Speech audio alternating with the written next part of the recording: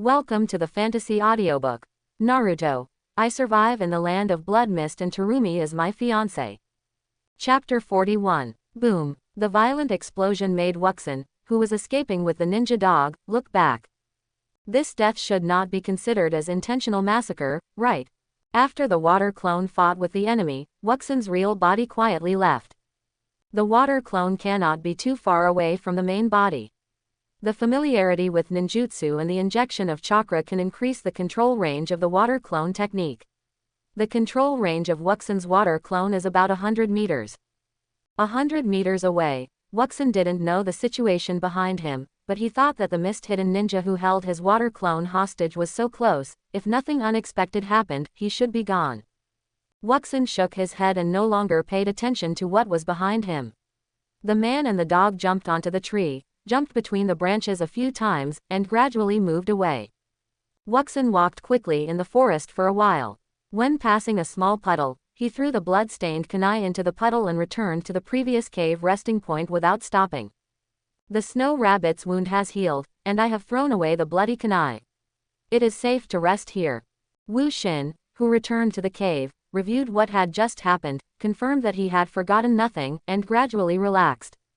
In the Snow Rabbit capture mission, the party that captures the Snow Rabbit is equivalent to an assassin. After successfully capturing the Snow Rabbit, the assassin becomes a defender. It is roughly the same set of assessments as assassination and guarding between ninjas, plus 72 hours of survival in unfamiliar terrain. The last 70 to 72 hours of the task delivery period is the focus of the competition.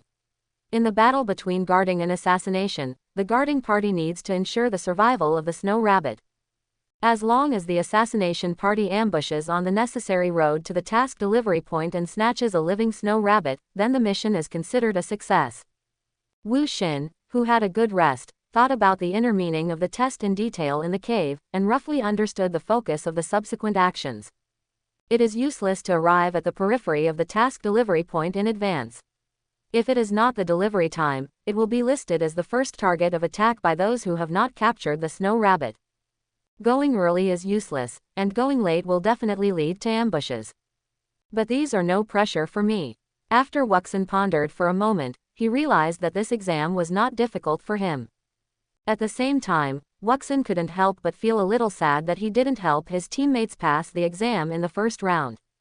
It's a pity that I should have helped my Kazuna pass the first round. Although wanton killing is not allowed, it is not difficult to kill people in such an environment. The so-called prohibition of slaughter probably means that you are not allowed to cut the neck of the mist ninja with your own hands, or you can still kill the opponent even if the opponent has no power to resist. Thinking of this, Wuxin couldn't help but feel a little annoyed. After arranging the ninja dog Wonkai to be on duty, he stuffed some leaves into the Snow Rabbit as food, and then closed his eyes to rest. The weather was clear and the sun was shining. The movement of the wild beasts in the fog forest became louder and louder. Along with the clanging sound of weapons, there were some explosions and hurricanes from time to time. In the gate tower of the mist-hidden village Anbu training village outside the beast mist forest, the second examiner, Zigwashin Puffer Ghost, sat on the tatami above the room, with a table in front of him, which was full of food. Zigwashin Puffer Ghost grabbed a rice ball in his left hand and a fat fish in his right hand, eating with relish.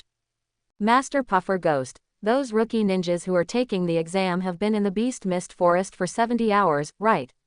Do you want to bet on who will come out first? In the gate tower room, several mist-hidden village vest ninjas sat below Zigwashin Puffer Ghost, also enjoying lunch. One of the pale white-faced ninjas smiled and proposed to Zigwashin Puffer Ghost above. Another green-haired vest ninja on the side sneered. Hee. In this exam, there is a genius female ninja from the Terumi clan, Terumi Mei. Terumi Mei is the granddaughter of the Terumi clan's great elder. There must be a guardian ninja to accompany her in the exam. The outcome is already determined, and there is no need to gamble. The pale white-faced ninja heard the words, put down the rice ball in his hand, put away his smile, his pupils widened, and exuded murderous aura. Suddenly, he shouted angrily. You, a defeated ninja and a disgrace to the Anbu, are you qualified to speak? Ha! The white-faced ninja roared so loudly that he even sprayed rice. You, the green-haired vest ninja looked embarrassed, raised his hand and pointed at the white-faced ninja, and after the word, "you," he couldn't say a word. Speaking of these candidates, there is one called Wuxin, who is the classmate of our Anbu genius Momochi Zabuza. The only one who survived. Yes, that is the classmate of Zabuza who defeated, the demon as soon as he joined the Anbu. He must have some strength, otherwise how could he survive Zabuza's hands? The topic started, several other ninjas on the side also took up the conversation. The Watermelon Mountain Puffer Ghost, who was sitting in the main seat above, didn't care about the quarrel. He burped comfortably and finally stopped eating. The exam started at 1:30 the day before yesterday. It's now 11:28. Those who haven't finished their meals before 11:30 don't have to eat. Get ready to work. After resting for 10 seconds after burping, the Watermelon Mountain Puffer Ghost blurted out this sentence, picked up the big sword beside him, stood up and left. Several vest ninjas sitting below stopped arguing, accelerated their meal speed, climbed up in a few steps, and got up to assemble on the city gate tower. As soon as the Watermelon Mountain Puffer Ghost walked to the position where the exam was announced the day before yesterday, a crisp voice sounded from below the city gate tower. "Hello, I'm here to deliver the task. Is this the delivery?" Under the city gate tower, accompanied by a crisp voice, the figure of a black-haired boy wearing traditional hemp clothes suddenly appeared. It was a real sudden appearance. There was nothing at first, but it suddenly appeared below the city gate tower. The Watermelon Mountain Puffer Ghost narrowed his eyes and looked down, with a hint of doubt in his eyes. He turned his head and looked at the small clock on the table next to him. It was 11:30 and 2 seconds. Excluding the reaction time and the time to turn around, the delivery time of the person below should be on time. The black-haired boy below was Wuxin. Wuxin held a snow rabbit in his left hand and a pocket watch in his right hand. He came to report and deliver on time. Wuxin saw that the Watermelon Mountain Puffer Ghost above did not respond to his inquiry, so he couldn't help but raise his voice and shouted. "Examiner, I'm here to deliver the exam task." After Wuxin finished speaking, he turned his pocket watch to face the Watermelon Mountain Puffer Ghost above, indicating that he had checked the time accurately, on time, and not early. The Watermelon Mountain Puffer Ghost stared at Wuxin below, and after a long silence, he said, "Just throw it into the cage below." The Watermelon Mountain Puffer Ghost pointed to the cage hanging below the city gate tower. Wuxin followed the instructions, walked forward, opened the cage neatly, and threw the snow rabbit in. The 3-day chunin exam in the Wild Beast Fog Forest was like an autumn outing for Wuxin, eating wild game in the fog forest. When the time was almost up, Wuxin summoned the invisible lizard, hid himself in the mouth of the invisible lizard, and directly crossed the numerous traps and obstacles to easily reach the task delivery point. "What's your name?" The Watermelon Mountain Puffer Ghost had the data cards and information cards of all the candidates. The Watermelon Mountain Puffer Ghost's inquiry showed interest and confirmation. Wuxin. Wuxin looked at the Watermelon Mountain Puffer Ghost above and answered softly. After hearing Wuxin's answer, Zigwashan Puffer Ghost smiled very ugly and said, "You have a good sense of time, very, very good. Would you like to consider joining the Anbu?" Wuxin looked at Zigwashan Puffer Ghost's ugly smile and was a little surprised. Wuxin could fully accept this kindness. Most of the ninjas in the Hidden Mist village had no expression on their faces, and their smiles were either grim or sinister. Such an ugly smile was probably a release of kindness. "Master Pufferfish Ghost, I have just graduated from Genin for less than a year. I am still young and need to learn. I am not qualified to be an Anbu." Wuxin declined the kindness of Zigwashan Pufferfish Ghost. He graduated from ninja school for a year, and his body has not grown up yet. He has not reached the peak of his strength. Anbu missions are dangerous and useless to Wuxin at present. He must survive until his body grows up. Zigwashan Pufferfish Ghost slowly put away his smile, restored the dignity of the Anbu captain, nodded and said in a deep voice, "You are very good. You will have greater achievements in joining the Anbu. As the captain of the Anbu, I will never make a mistake." Wuxin frowned slightly. The Anbu captain invited him repeatedly. If he refused again and again, would he offend this Zigwashan Pufferfish Ghost? Wuxin was thinking inwardly, and his mood was a little uncertain. The voice of Zigwashan Puffer Ghost came again.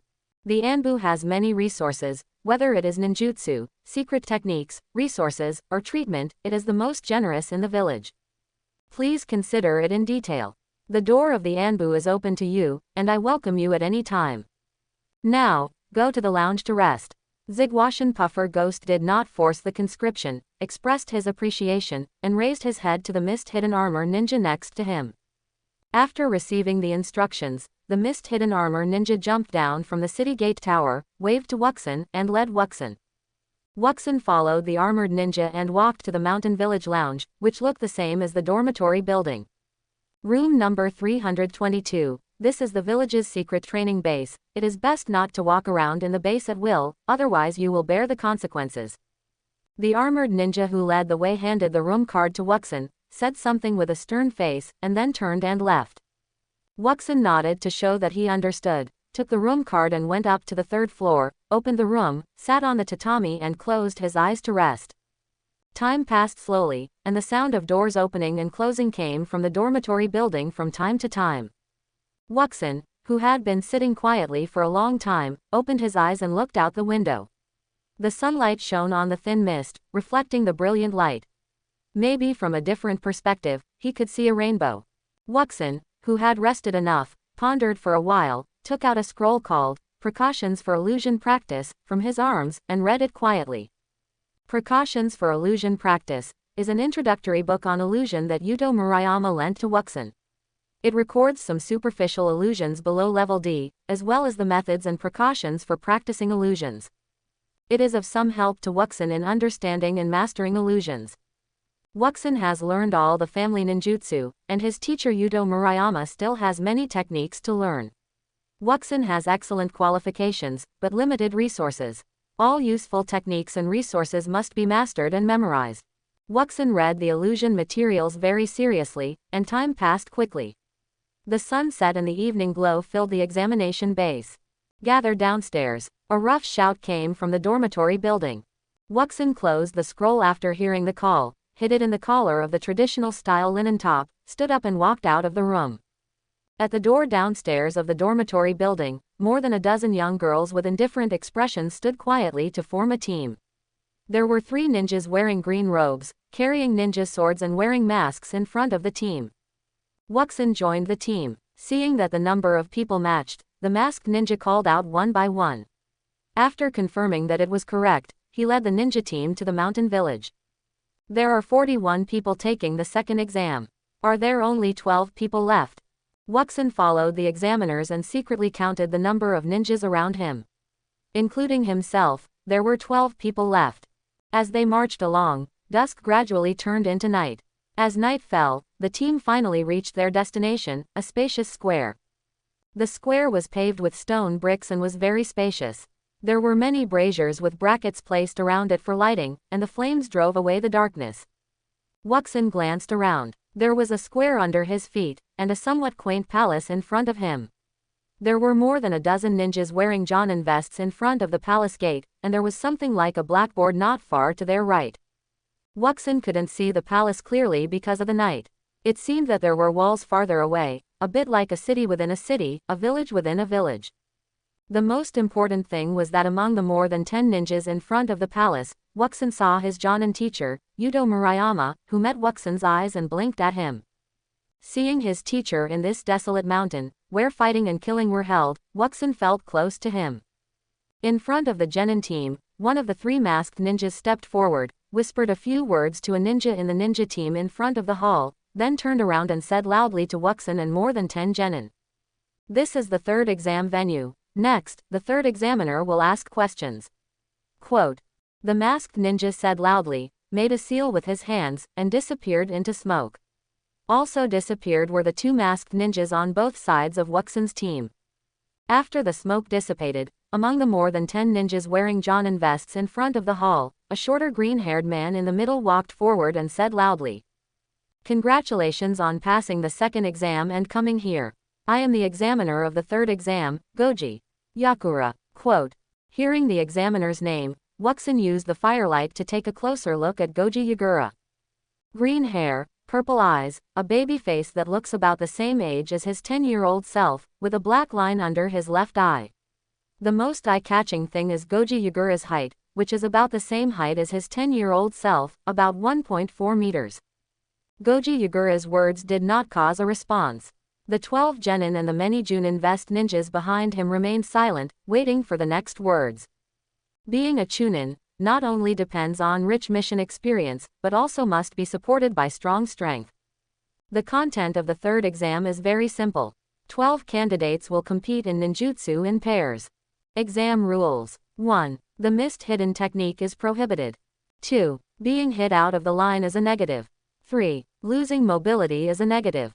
In addition, in the combat power competition, even if you lose, you may be selected as a chunin. So, show your value in this competition. Quote, Kotaki Yagura spoke in a gentle but dignified tone, and raised his right hand after he finished speaking.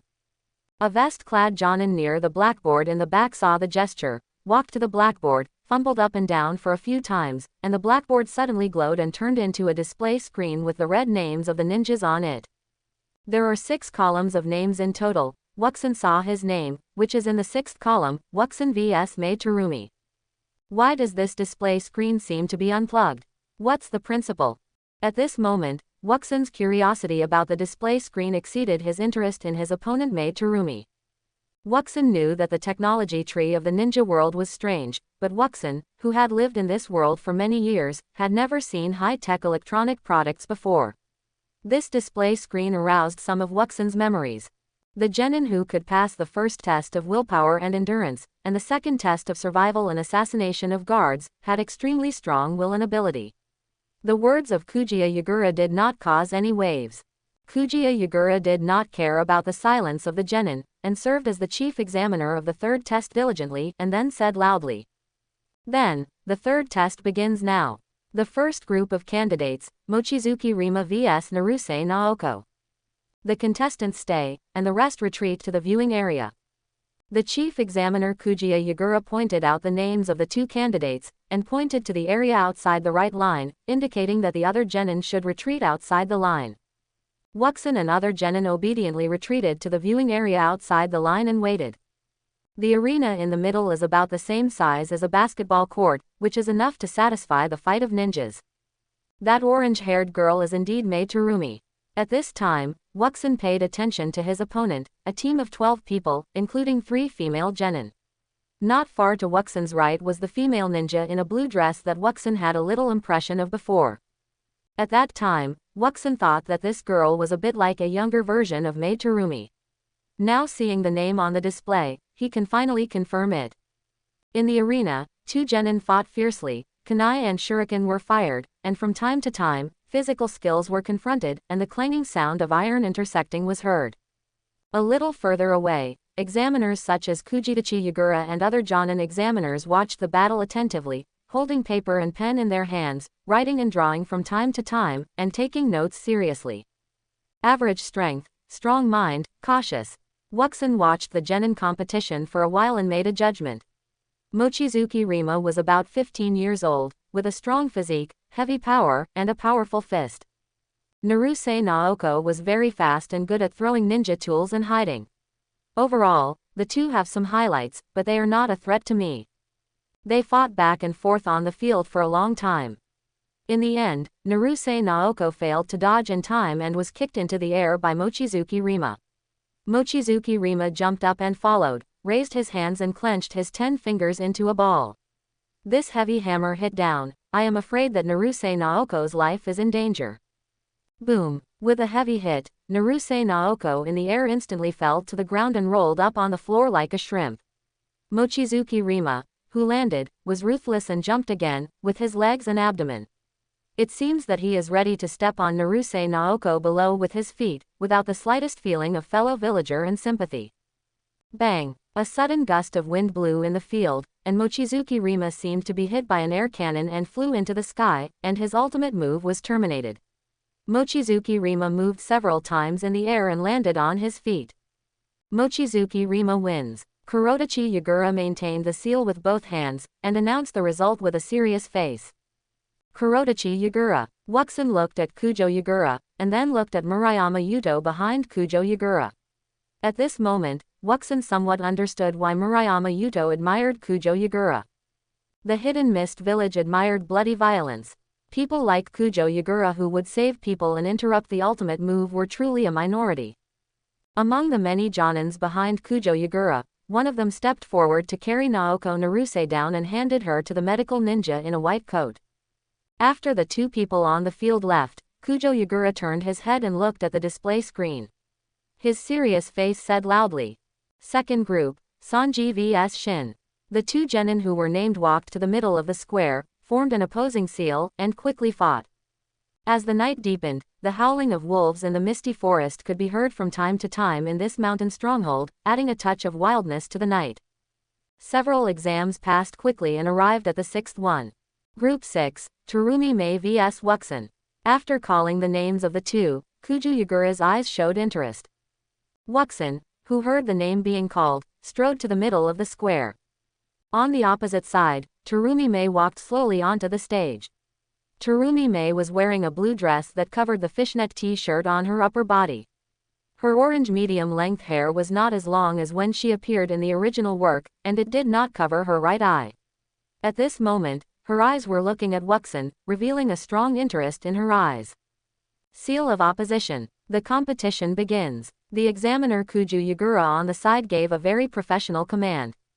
Wuxin stood quietly as if he had not heard anything, without any movement, with a calm attitude, quietly looking at Terumi Mei on the opposite side. Using stillness to overcome movement, finding the flaws in the enemy's ninjutsu, and defeating the enemy with one strike, is the reason why Wuxin dominated the ninja school for 3 years, saw through his childhood friend's conspiracy, and defeated Momochi Zabuza. Wuxin and Mei Terumi are of similar age. Mei Terumi also has a calm attitude, quiet and elegant, quietly watching Wuxin. The two looked at each other, and the scene fell into a weird silence. 5 seconds, 10 seconds, 20 seconds. Finally, Mei Terumi stretched out her right hand with a relaxed posture, gently brushed her bangs, revealed a sweet smile, and whispered, "The strongest genin, Wuxin, I have heard of you. The only survivor of the 45-year ninja school tragedy, the one who was able to survive under the hands of the Anbu genius demon Momochi Zabuza. I didn't expect that he looked unexpectedly handsome. I am looking forward to what it would feel like if I could step on you." Mei Terumi was indifferent, as if she didn't take Wuxin seriously at all. The smile on her face was like a girl next door, but the contempt and provocation in her words were strong, forming a sharp contrast. "Wow, are the rumors so outrageous? I can't help but want to laugh." Wuxin smiled, took a small step with his right foot, put his left hand around his chest, and supported his chin with his right elbow on his left palm, looking like a very relaxed thinker. "I didn't expect that the name of Zabuza Momochi, this waste, would surpass mine, he. The 45-year ninja school tragedy, you just heard rumors, right? He. Let me tell you the truth, I wanted to test my strength, so I borrowed the lives of my classmates, a total of 114 people. Among so many people, only Zabuza Momochi could please me, so I spared his life. At the same time, let him be my scapegoat. However, what makes me want to laugh is that the 45-year ninja school tragedy you mentioned is not the real thing. The case is more interesting than what I did. He, it's really interesting." Wuxin's voice is low, and as he speaks, his eyes gradually become crazy, his smile becomes more terrifying, and the corners of his mouth are raised upwards, grinning. "Hey, Mei Terumi, I can feel the powerful chakra in your body. I think you should be able to please me, right? Come on, make a move, I'm really looking forward to it." Wuxin's chakra fluctuates slightly, and although his two hands are separated, his fingers move slightly a few times during the conversation, and the movement is very small and almost undetectable. Mei Terumi's provocation did not work. After opening the conversation, he was shocked by Wuxin's words. The tragedy of the ninja school in Kurigakure 45 years has been widely circulated. Although the details have been sealed by the top leaders, the major ninja clans in Kurigakure village still recorded the names of Zabuza Momochi and Wuxin. At this moment, along with Wuxin's words, it seems that there is something else behind the tragedy of Kurigakure in 1945. Zabuza Momochi, who was known as a demon because of the tragedy, was defeated by Wuxin. This news is quite explosive. More importantly, Wuxin's face in Terumi Mei's eyes suddenly became extremely hideous and terrifying, like a devil. Terumi Mei felt that she seemed to have become Wuxin's classmate in Kurigakure village in 1945. She was terrified and helpless, with the hideous Wuxin behind her and chasing her mercilessly. She was like a mouse, and Wuxin behind her was a cat. She couldn't hide or run away. She would be caught and eaten alive by the cat in the next moment. Outside the field, doubts appeared in the eyes of a group of senior ninjas. They also roughly understood some inside stories about the tragedy of Kurigakure village in 1945. At this moment, the words of the witnesses of the tragedy in 1945 made them realize that the incident seemed not so simple. Yagura Karuzu and Yudo Murayama frowned slightly. One of them was a powerful ninja, and the other was an expert in illusion. The subtle chakra fluctuations of Wuxin could not be hidden from them. Yudo Murayama looked at Wuxin, who was pretending to be fierce and violent, and Mei Terumi, who was sitting opposite Wuxin with sweat on her forehead, and thought to himself, "Have you been able to use illusion to this extent?" In the field, Wuxin licked his lips, and his right hand reached for the ninja tool bag behind his waist slowly, with an evil smile. "You don't even dare to attack. I'm so disappointed."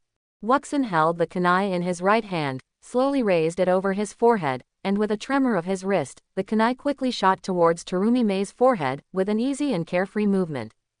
Whoosh! Terumi Mei looked dazed, with her mouth slightly open, as if she was facing something terrifying. She looked overly frightened, and had no reaction to the kunai that was shot at her. Ding! Wuxin's kunai was knocked away by the kunai outside the field. Goji Yagura maintained the posture of throwing, and announced loudly with an expressionless face. "Wuxin, win." Goji Yagura was a little unhappy. The scene of the genius of the Terumi clan fighting with the genius of the village that he had expected did not appear. Wuxin won simply, and it could even be said that there was no viewing value. In the illusion battle, what they saw outside the field was just two people standing face to face. Wuxin threw a kunai casually, but Mei Terumi did not dodge or evade, and seemed to have lost her ability to move and was at the mercy of others. "Miss Mei." Behind Kujutsu Yagura, a senior ninja shouted anxiously, and quickly rushed to Mei Terumi, with his right hand on Mei Terumi's shoulder. With the injection of chakra by the second person, the illusion panic that Mei Terumi fell into was immediately dispelled, and Mei Terumi, who was in a daze, suddenly woke up. At the same time, she seemed to be overworked and suddenly gasped. Wuxin glanced at Mei Terumi, his eyes were a little playful. Illusion is a fighting method that requires high IQ and high skills. Wuxin tried his hand and easily defeated Mei Terumi. The technique used was just an ordinary sea-level illusion, which was to amplify the fear in the heart of the recipient. The name of the illusion was the Magic Hell. Wuxin made some adjustments and roughly simulated the scene of crazy slaughter in the ninja school. At the same time, he magnified the fear in Terumi Mei's heart. The effect was so good that it was beyond Wuxin's expectation. He thought, "I will use this technique more often in the future.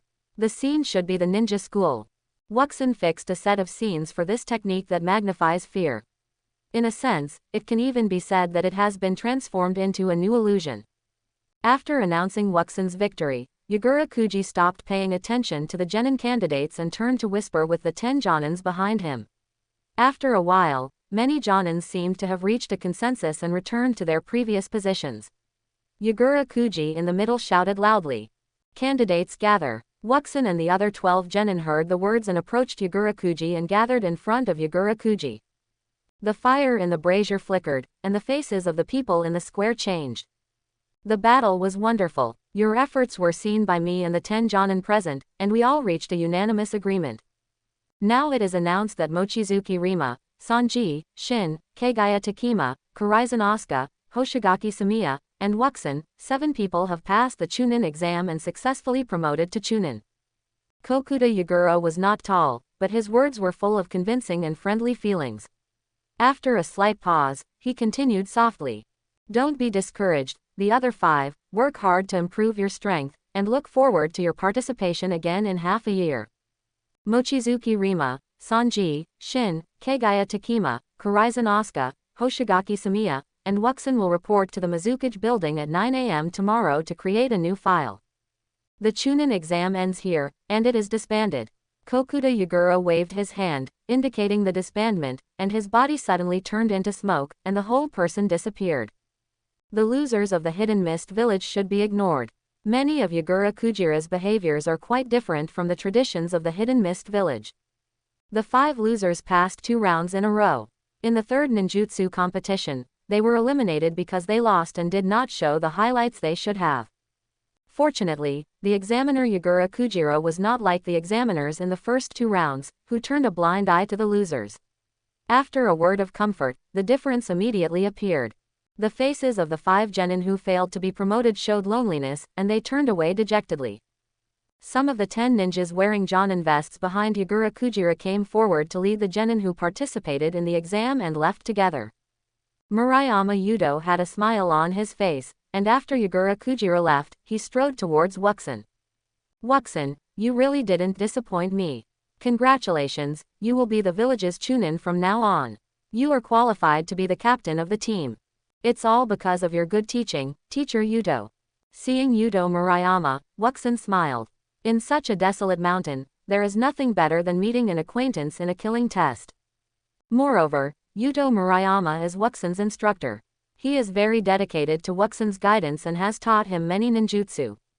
The 12 genin who received the order to disband soon they had almost left in a short time, leaving only Wuxin, Murayama Yudo, and Terumi Mei not far away.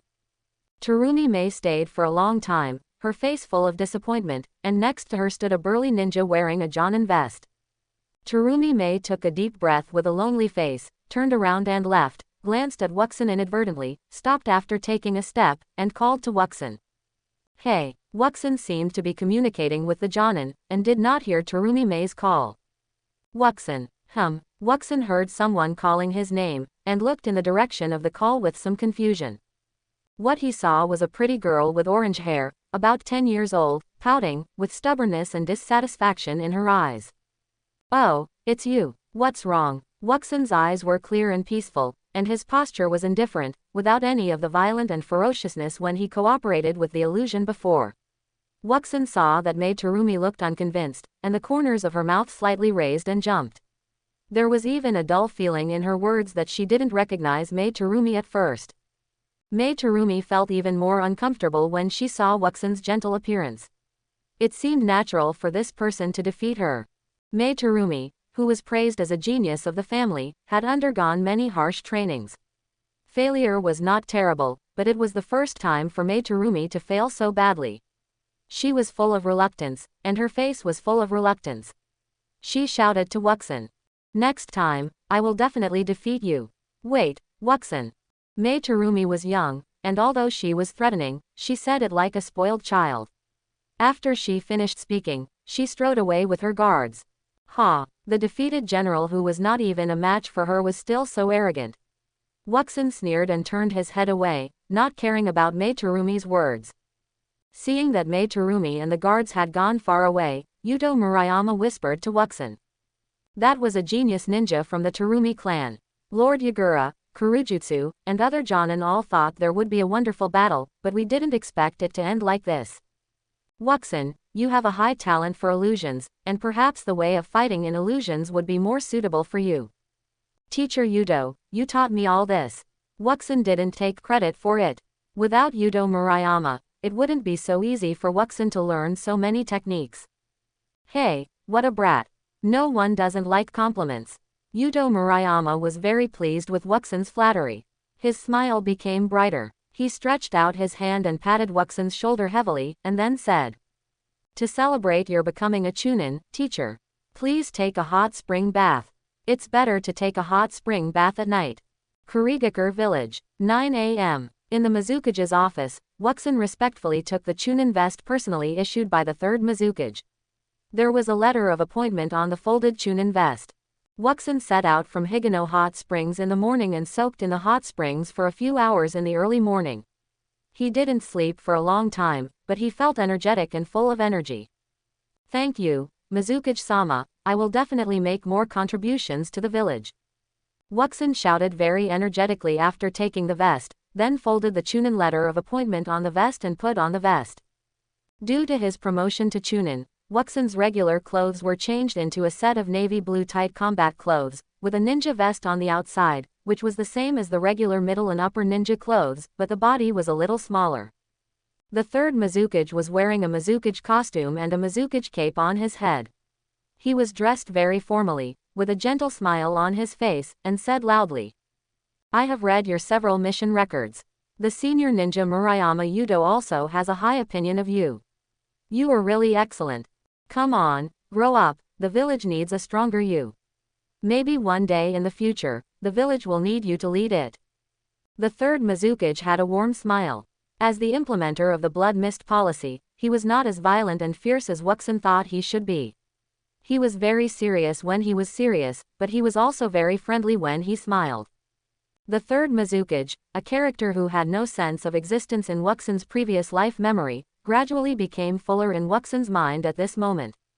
The implementer of the blood mist policy, but according to the words of the previous third Mizukage, his blood mist policy was helpless about the current situation, and the village urgently needed a strong ninja. In this chunin exam, there was no fighting in the first round, and the examiner of the second round explicitly prohibited killing each other. In the third round, the examiner Yagura Karataki would even help save people. It seems that except for the bloody graduation of the ninja school, these high-level officials were all concerned about the ninja training of the village. Wuxin, who has been in this world for many years, also knows that the ninja training in many places is full of blood. This kind of 2-for-1 is an ancient ninja training method. This backward system can be eliminated, but if the village is not strong enough, it can also be used. Wuxin looked at the friendly smile of the third-generation Mizukage, his thoughts drifted away for a while, and soon came back to his senses, bowed and said, "The village needs your guidance, the third generation. I just want to be your tool and clear the obstacles for you." The ninjas of the Hidden Mist village are tools, and Wuxin knows what these bigwigs like to hear. The third Mizukage smiled more peacefully after hearing Wuxin's words, and said with a smile, "You will become my weapon to clear obstacles, but not now. Wuxin, you defeated the genius of the Terumi clan in the third exam, ha ha ha ha ha ha ha, I am so satisfied. The descendants of these ninja clans are delicate, and the clans have their own way of training ninjas. When these ninja disciples reach a certain level, they participate in the village's chunin exam. On the surface, they train tools and hand them over to the village. In fact, it has the inner meaning of showing off muscles. However, no matter how excellent the geniuses of these great ninja clans are, they will not be the elite opponents of our village's blood mist policy after graduation." Wuxin was a little surprised after hearing the words, and understood why he had never seen Terumi Mei, the Kagaya clan, and the Yuki clan in the ninja school. There was no one among the seniors when he entered school, and there was no one among the juniors when he graduated. It turns out that these powerful ninja clans all train their own ninjas, and then hand them over to the village after they are trained. However, the ninja clan's style is normal. The ninja clan is maintained by blood ties, and the offspring are precious. It is impossible for the offspring to kill each other, or for the offspring to kill civilian ninjas. Civilian ninjas can be said to be unlimited, and even if their ninja clan is prosperous, the population is limited. That person named Terumi Mei, is he worthy of being called a genius? This kind of guy is not worth mentioning to me. Wuxin pretended to be calm and indifferent at the right time, with a somewhat disdainful attitude and indifference. Don't be careless, although you are strong, you still need time to grow. The appreciation in the eyes of the third generation of Mizukage was stronger, but his face was a little more serious. In view of Wuxin's age, his comments were very objective and experienced. After a pause, he continued softly. Murayama Yudo is an excellent ninja in the village. However, if you are confused about ninjutsu and Murakami Yudo can't help you, you can come here to ask me. If I have time, I will guide you. Wuxin showed a hint of surprise in his eyes. If I could receive the teachings of the third Mizukage, wouldn't I be considered his disciple? At least half a disciple. Or a direct descendant. Yes, I understand. Wuxin felt some respect in his heart, and bowed to the third Mizukage to promise. Well, the leader of the Jonin class, Yagura, is also very interested in you. Go and talk to him when you have time. The third Mizukage waved his hand after saying this, indicating that Wuxin could go down. Wuxin promised and turned to leave the Mizukage's office. Outside the Mizukage's office, Yagura, who was about the same height as Wuxin, leaned against the wall with his arms around his chest. Seeing Wuxin coming out of the Mizukage's office, he waved to Wuxin. Wuxin, disciple of Yuto Murayama, do you have time to talk? Yagura's words were gentle, without a trace of oppression. The third Mizukage had just told Wuxin that he would talk to Yagura when he had time, and Yagura was waiting at the door. It seemed that the two had colluded. Yes, Wuxin responded with some doubt, not quite understanding the intentions of the Mizukage and Yagura. Yagura is the leader of the Chunin class of Kurigakure village. This position is similar to that of a crown prince or heir apparent, and is of high power. Yagura is indeed at home in the Mizukage building, and walks slowly with no intention. The guards and Anbu along the way basically ignored Yagura, and many even saluted him. Wuxin followed Yagura and soon came to the rooftop of the Mizukage building. On the rooftop, Goji Yagura walked to the edge of the rooftop, jumped onto the fence, and sat on the fence with a faint smile on his face. With the blessing of the height of the fence, Yagura was taller than Wuxin. He lowered his head and whispered. Kurigakure prodigy, genius ninja, 45th chief student, 9-year-old genin, graduated more than half a year ago, and became a chunin before the age of 10. If the village can graduate early, I think with your ability, you can be compared with the genius of Konoha village in the land of fire, the son of White Fang, Hitaki Kakashi. White Fang, Hitaki Kakashi. The name aroused Wuxin's memories of his previous life, a familiar yet unfamiliar name. Half a year ago, when Wuxin had just graduated, his parents, who were at the level of a jonin, encountered Konoha White Fang during a mission. For the mission, they sacrificed their lives to repel White Fang. In addition to this time point, it is possible that it was this mission that led to White Fang's death. Ah, White Fang, a powerful ninja from Konoha village in the land of fire. There has been no news of White Fang for a long time. I heard that he died in a mission. Kurodachi Yagura knew Wuxin's profile and resumed.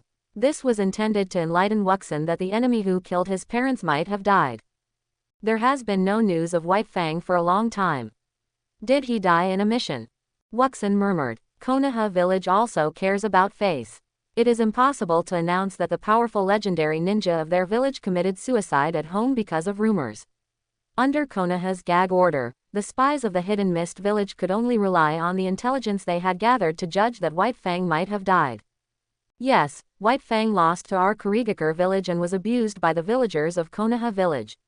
Not long after, it was rumored that White Fang died in a secret mission. Kurodachi Yagura sat on the fence and whispered. Tell Wuxin that White Fang, the enemy who killed his parents, is dead. Wuxin fell into thinking. In that mission, Wuxin's parents and a large number of Kurigakure elites died. Soon, White Fang also died because of the failure of this mission.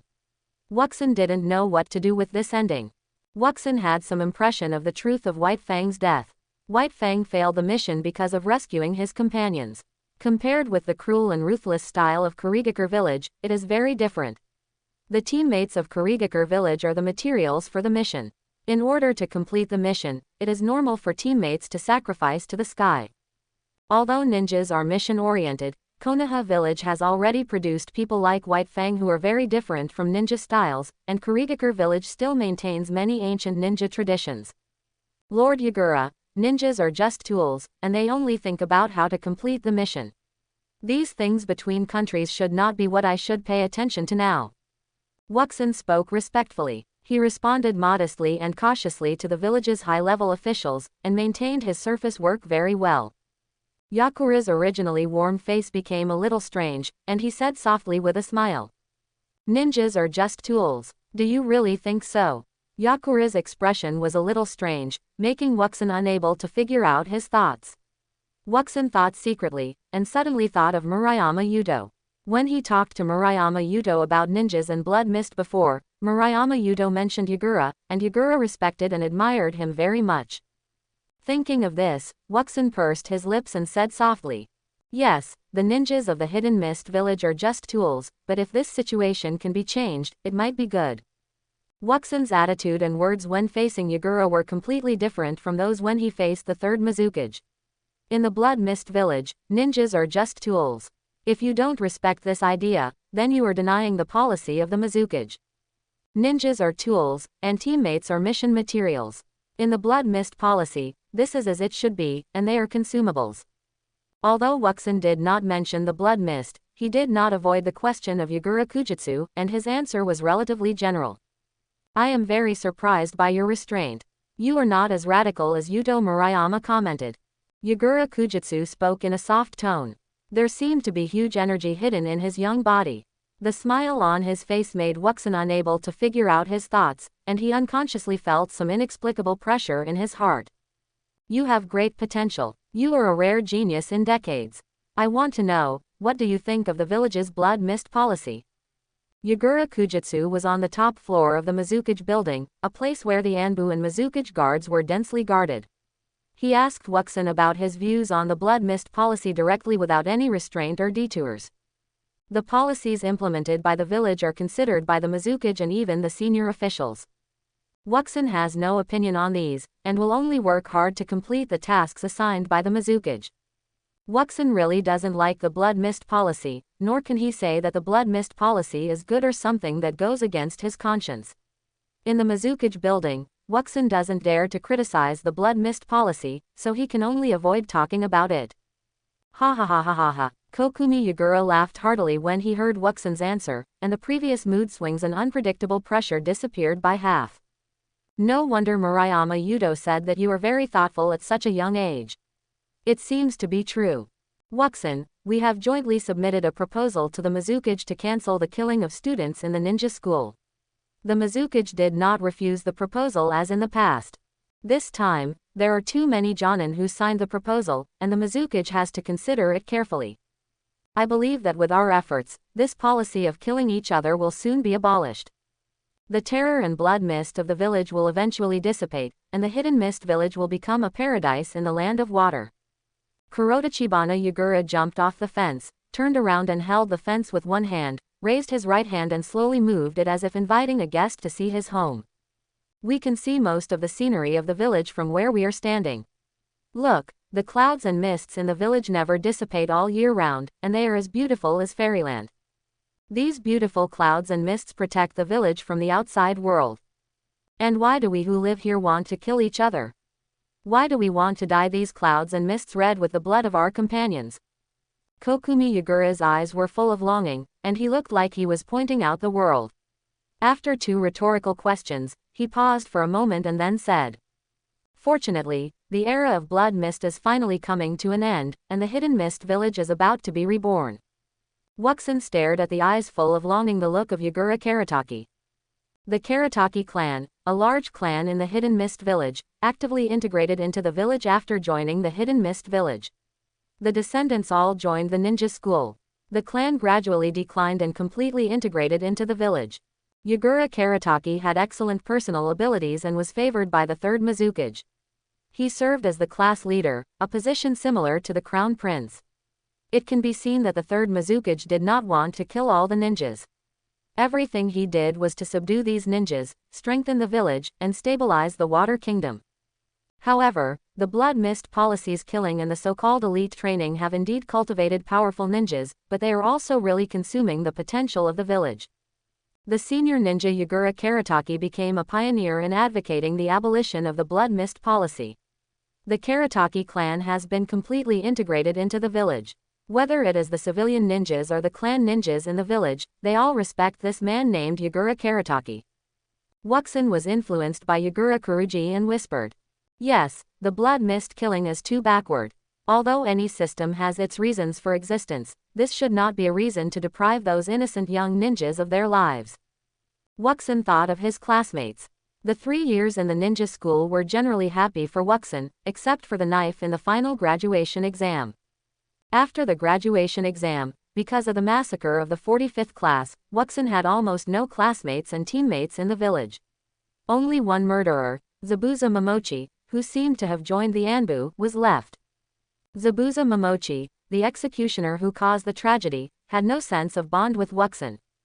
Since Zabuza Momochi was in a similarly miserable situation, Wuxin gave up the desire to kill him. Yes, those who lag behind should be eliminated. The village will soon undergo a transformation, and the future construction of the village will require the participation of excellent ninjas like you. I believe that your talent will grow into a ninja that is more important and powerful than the 7 ninja swordsmen in Jinchuriki, and become one of the most important cornerstones of peace and stability in the village. Now, I am committed to promoting the change of this country and turning the Blood Mist into a paradise. In the future, I hope that the person who firmly believes in this belief will be you. The belief that the Blood Mist will become a paradise will be passed down from generation to generation, and the change of this country will also start with us. Kurodachi Yagura's eyes were burning, as if he had seen the end of the Blood Mist policy. If it is as peaceful and beautiful as you said, then I will definitely do as you wish. Wuxin was infected by Kurodachi Yagura's belief and admired this mist-shrouded village. The clear sunlight shone on the mist, making the mist colorful, just like a rainbow hiding in the mist. Hidden Mist Village. At dusk, in the forging room of Takeuchi Taro's residence, Wuxin, Takeuchi Taro, and a dark-skinned farmer stood in front of the furnace, watching the flames in the furnace slowly weaken. It should be, almost, okay, right? The forger Wuxin asked the person next to him in a low voice, somewhat uncertain. The calcination is over, and the overall temperature is fine. As for whether there is a problem with the calcined porcelain, I don't know. The dark farmer looked honest, and when he spoke, he didn't stick to the pan at all. Takeuchi Taro was silent. He was a little skeptical about the new product Wuxin mentioned. The forging had failed 3 times. Even if the chakra iron could be reforged, the expensive chakra iron, even the cost of calcination, made Takeuchi Taro feel very distressed. Take it out and you'll know. Takeuchi Taro walked to the furnace, operated it, and took out the calcined items in the furnace. A bottle slightly larger than a palm, made of calcined clay, with chakra metal added to carve patterns on the inside of the bottle during the process of mixing and molding the clay. It is an unintentional creative ninja tool. Taro Takeuchi put the bottle on the table beside him, and the dark-skinned farmer next to him came forward, clamped the bottle with pliers, and dipped it in a bucket of unknown liquid next to him. After the dark-skinned farmer took the bottle out of the bucket, the bottle soaked in the liquid became very smooth, without the rough pottery feeling of clay, and also cooled the bottle. The dark farmer carefully put the bottle back on the table and whispered to Takeuchi Taro beside him. Boss Taro, my process is complete. This is how ceramics are fired. The bottle looks moist and smooth, milky white, and of excellent quality. For ceramic craftsmanship, this bottle has passed. As for other aspects, you can check it yourself. This dark farmer was invited by Wuxin and Takeuchi Taro to help calcine ceramics and assist Wuxin in making new special ninja tools, water storage bottles. Chakra metal is mixed into the ceramics when they are molded, and after forming, it covers the inside of the bottle wall. Wuxin stepped forward and picked up the bottle, looking at it carefully. The bottle is milky white, smooth and moist, and is 1/3 longer than the palm and fingers. Looking from the bottle mouth into the bottle wall has black lines.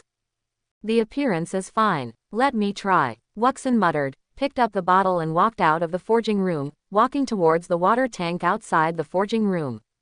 The water tank was filled with water, about half a person's height. Wuxin opened the lid of the water tank, held the bottle with one hand and aimed it above the water tank. The chakra on his body surged and poured into the bottle. As Wuxin manipulated it, a suction force emerged from the mouth of the bottle, absorbing all the water in the water tank into the bottle. In an instant, all the water in the half-person high water tank was sucked into the bottle. Is this done? Ha ha ha ha ha, I have made another work of art. Wuxin's bottle was manipulated very smoothly, and perfectly achieved the effect Wuxin wanted. The small bottle absorbed the water in the entire large water tank. The suction of the bottle was improved by Wuxin by referring to the wind reversal technique in the banana leaf fan. The suction force was actually an invisible backflow of strong wind, which carried the water in the water tank back into the bottle. In the ninja world, there are giant techniques that can enlarge ninja tools, and there are also techniques that can shrink ninja tools. The function of the runes carved in the bottle is probably to generate wind suction and then shrink the absorbed things. Wuxin's idea for creating this bottle is to change the combat environment. The main function is to store water. In battle, by releasing the huge amount of water stored in the bottle, the environment can be quickly changed to a place suitable for water escape. In the attribute ninjutsu, Wuxin is only good at water escape, and changing the terrain to a place suitable for his own combat is very helpful to Wuxin. Wuxin raised the bottle and aimed it at the water tank, and made a seal with one hand. The bottle suddenly spurted out water, and the amount of water was the same as before absorption, just filling the water tank. Takeuchi Taro and the Dark Farmer watched Wuxin's experiment with the water storage bottle throughout the whole process. Seeing Wuxin's smiling face, they were relieved. It's good if it succeeds, it's good if it succeeds. Taro Takeuchi's original worries quickly dissipated. Wuxin's previous experiment made Taro Takeuchi feel novel. Takeuchi Weapon Shop can add another super product. The banana leaf fan that Wuxin made before sold only 3 in a few months. Now there is an endless stream of people looking to buy this fan. The price has been driven up, and a deposit is required to place an order. Because the weapon shop has the finale product, the sales of other ninja tools in Takeuchi Weapon Shop have also skyrocketed. Ninjas come to the store every day to inquire, and they always replenish some ninja tools when they come. Uncle Taro, this bottle still needs to be tested, but the most urgent thing is to ask the one who can make it ninja craftsman of the seal, make a bottle cap for this bottle. Quote.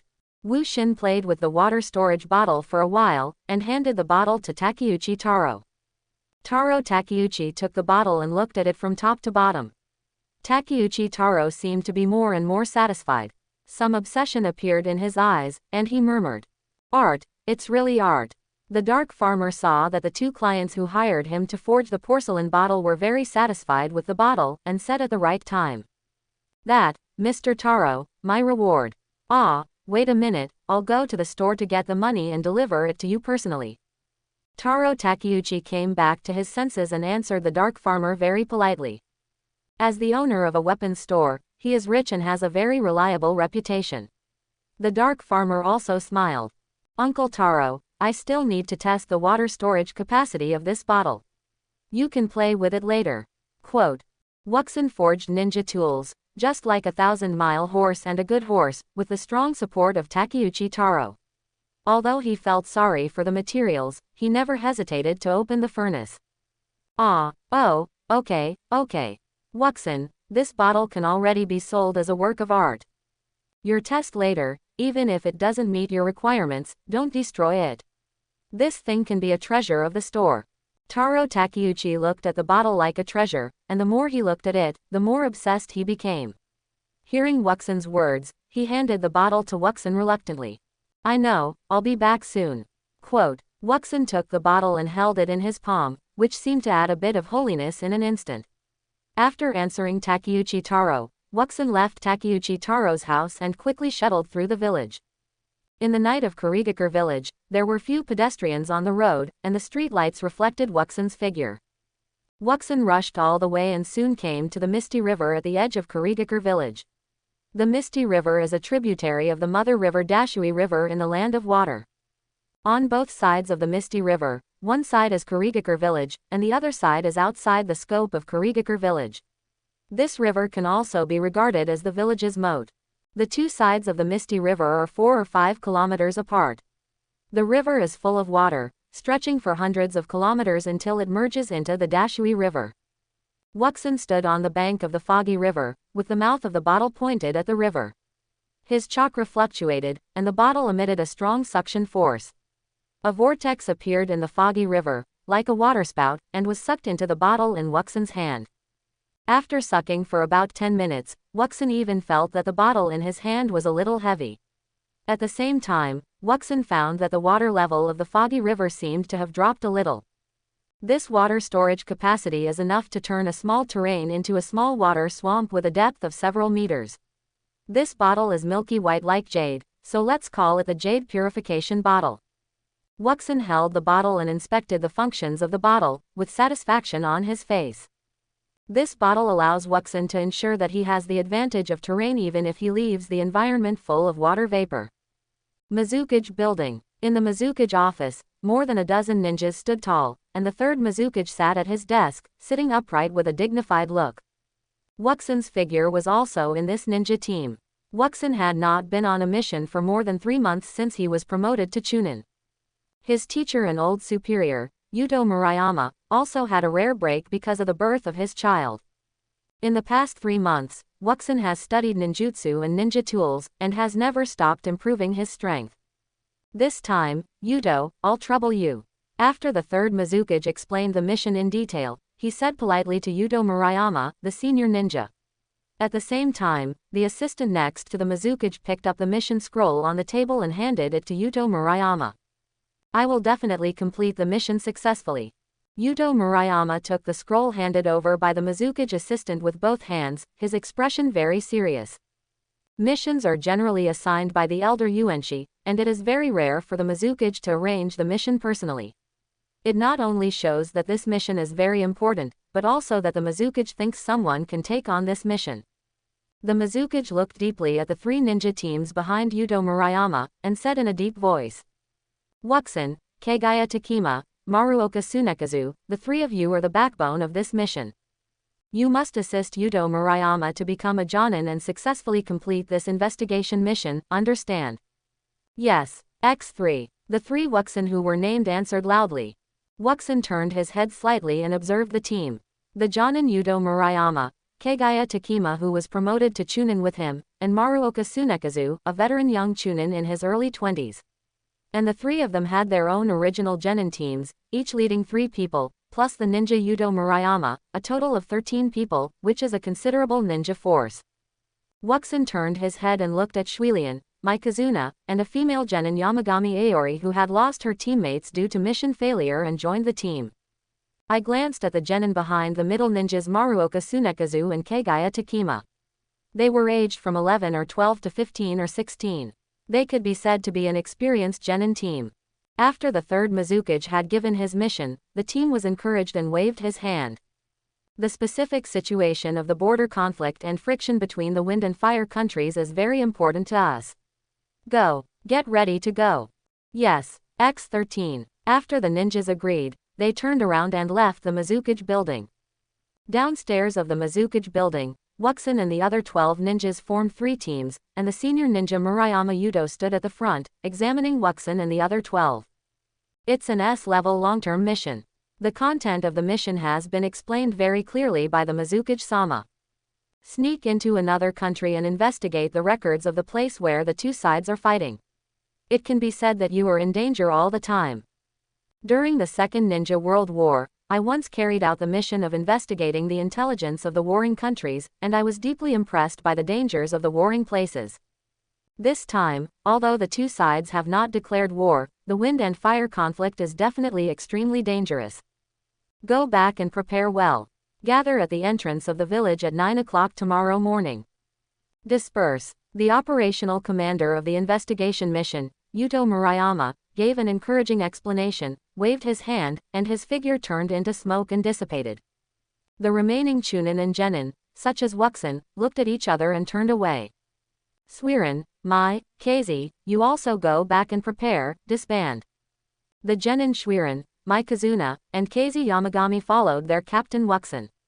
Since the Mizukage and Yudo Murayama had said everything they should say, Wuxin had nothing to explain, so he routinely asked them to prepare and then disbanded the team. Yes, X2. Okay. The 3 of them agreed and left. Wuxin walked on the street, slowly walking towards the Takeuchi weapon shop in the south of the village. The Kurigakure ninjas and villagers on the road were in a hurry. In addition to the S-level mission he received, Wuxin secretly guessed that something big might have happened in the ninja world. Wuxin disbanded the team and walked alone for a while. Anbu wearing a green robe and a mask fell from the sky. Wuxin, the Mizukage summoned you. Wuxin looked at the Anbu and answered with some doubt. I just came out of the Mizukage building. Please. The Anbu raised his hand and made a gesture of invitation, without listening to Wuxin's words at all. Okay. Wuxin was a little helpless. Under the gaze of the Anbu, he returned to the Mizukage building. Wuxin secretly wondered if the Anbu had made a mistake in the time. He had been in the Mizukage office for more than half an hour, listening to the third Mizukage explain the mission. After all the missions were issued, the Anbu finally found him. Wuxin rushed all the way and soon arrived at the Mizukage's office. Lord Mizukage. Wuxin bowed to the third Mizukage. The third Mizukage waved his hand to dismiss the assistant beside him and looked at Wuxin expressionlessly. Wuxin's eyes were filled with doubts, and he was a little confused. Wuxin, there is an S-level mission, I hope you can complete it. The scene was silent for more than 10 seconds, and the third-generation Mizukage spoke slowly. Mizukage-sama, didn't I just accept an S-level mission?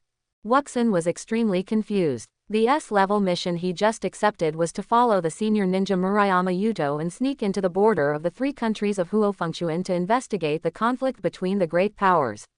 Now there is another S-level mission. Wuxin is a little confused. Ah, I know, this is the S-level exclusive mission I have given you. I think you should understand the importance of the S-level mission. The third-generation Mizukage had a blank expression on his face, without the previous warmth, and exuded majesty.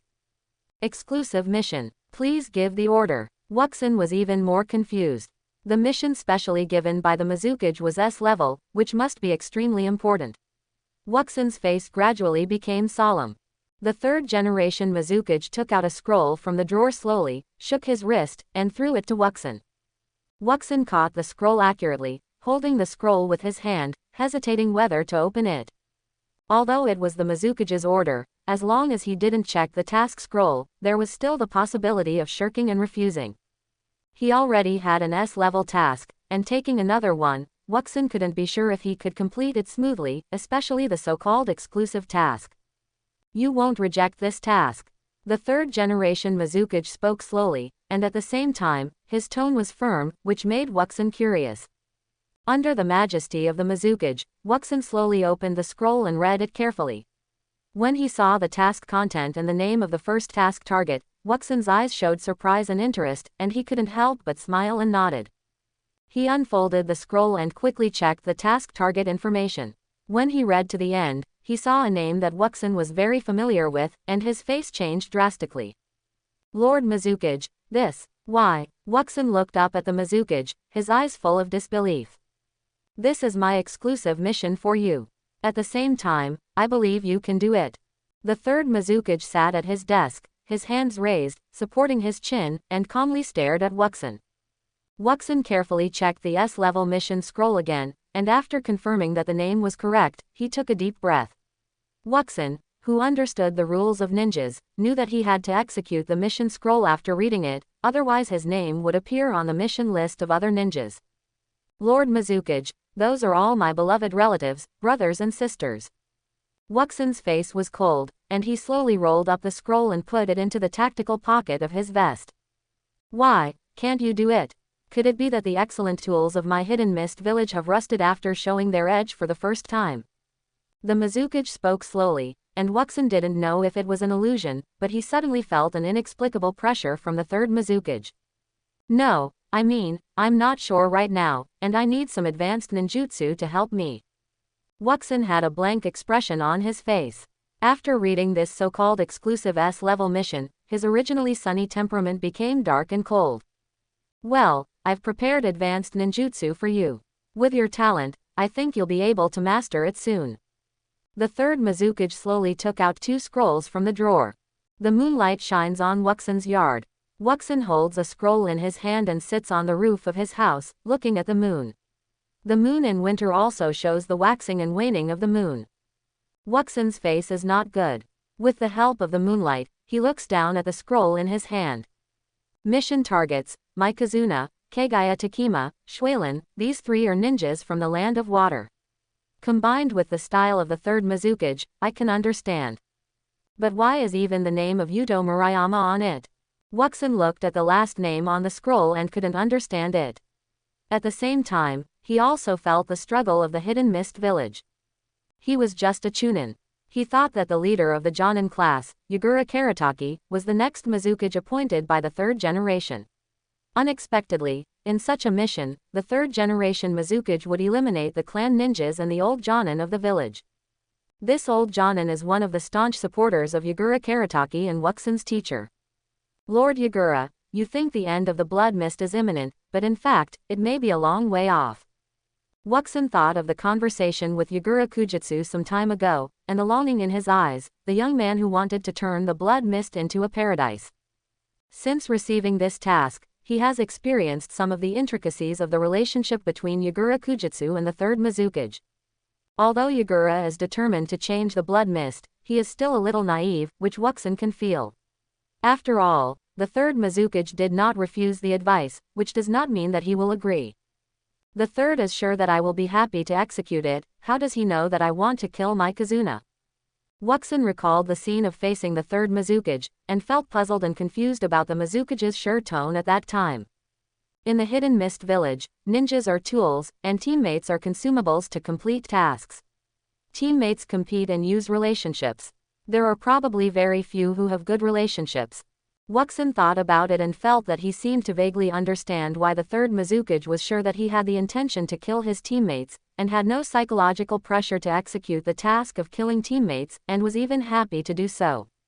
In the cold winter, snowflakes gradually floated in the sky. It's snowing. Wuxin stretched out his palm, and the snowflakes fell on his hand, melting quickly, cold and cold. Wuxin stayed on the roof of the house for a long time. Although there were snowflakes all over the sky, it did not cause any impact on the strong ninjas who could use chakra. Wuxin closed the task scroll. For this task in the future, Wuxin didn't know what to do. Murayama Yudo can be regarded as Wuxin's only bond in the Hidden Mist Village. For this task, he felt deeply resistant, anxious and confused. After thinking for a while, Wuxin sighed and put the scroll into his arms, and took out 2 ninjutsu scrolls given by the third Mizukage. 1 B-level illusion of the level used by a Jonin, and 1 A-level water escape ninjutsu of the ultimate skill level. Wuxin opened the illusion scroll and read it, and then closed it with some annoyance. He opened another water escape ninjutsu scroll and read it for a while, but still couldn't calm down. Wuxin's mood was unstable and he couldn't concentrate on studying. He roughly put the 2 ninjutsu scrolls together casually, and his own exclusive mission emerged in his mind again.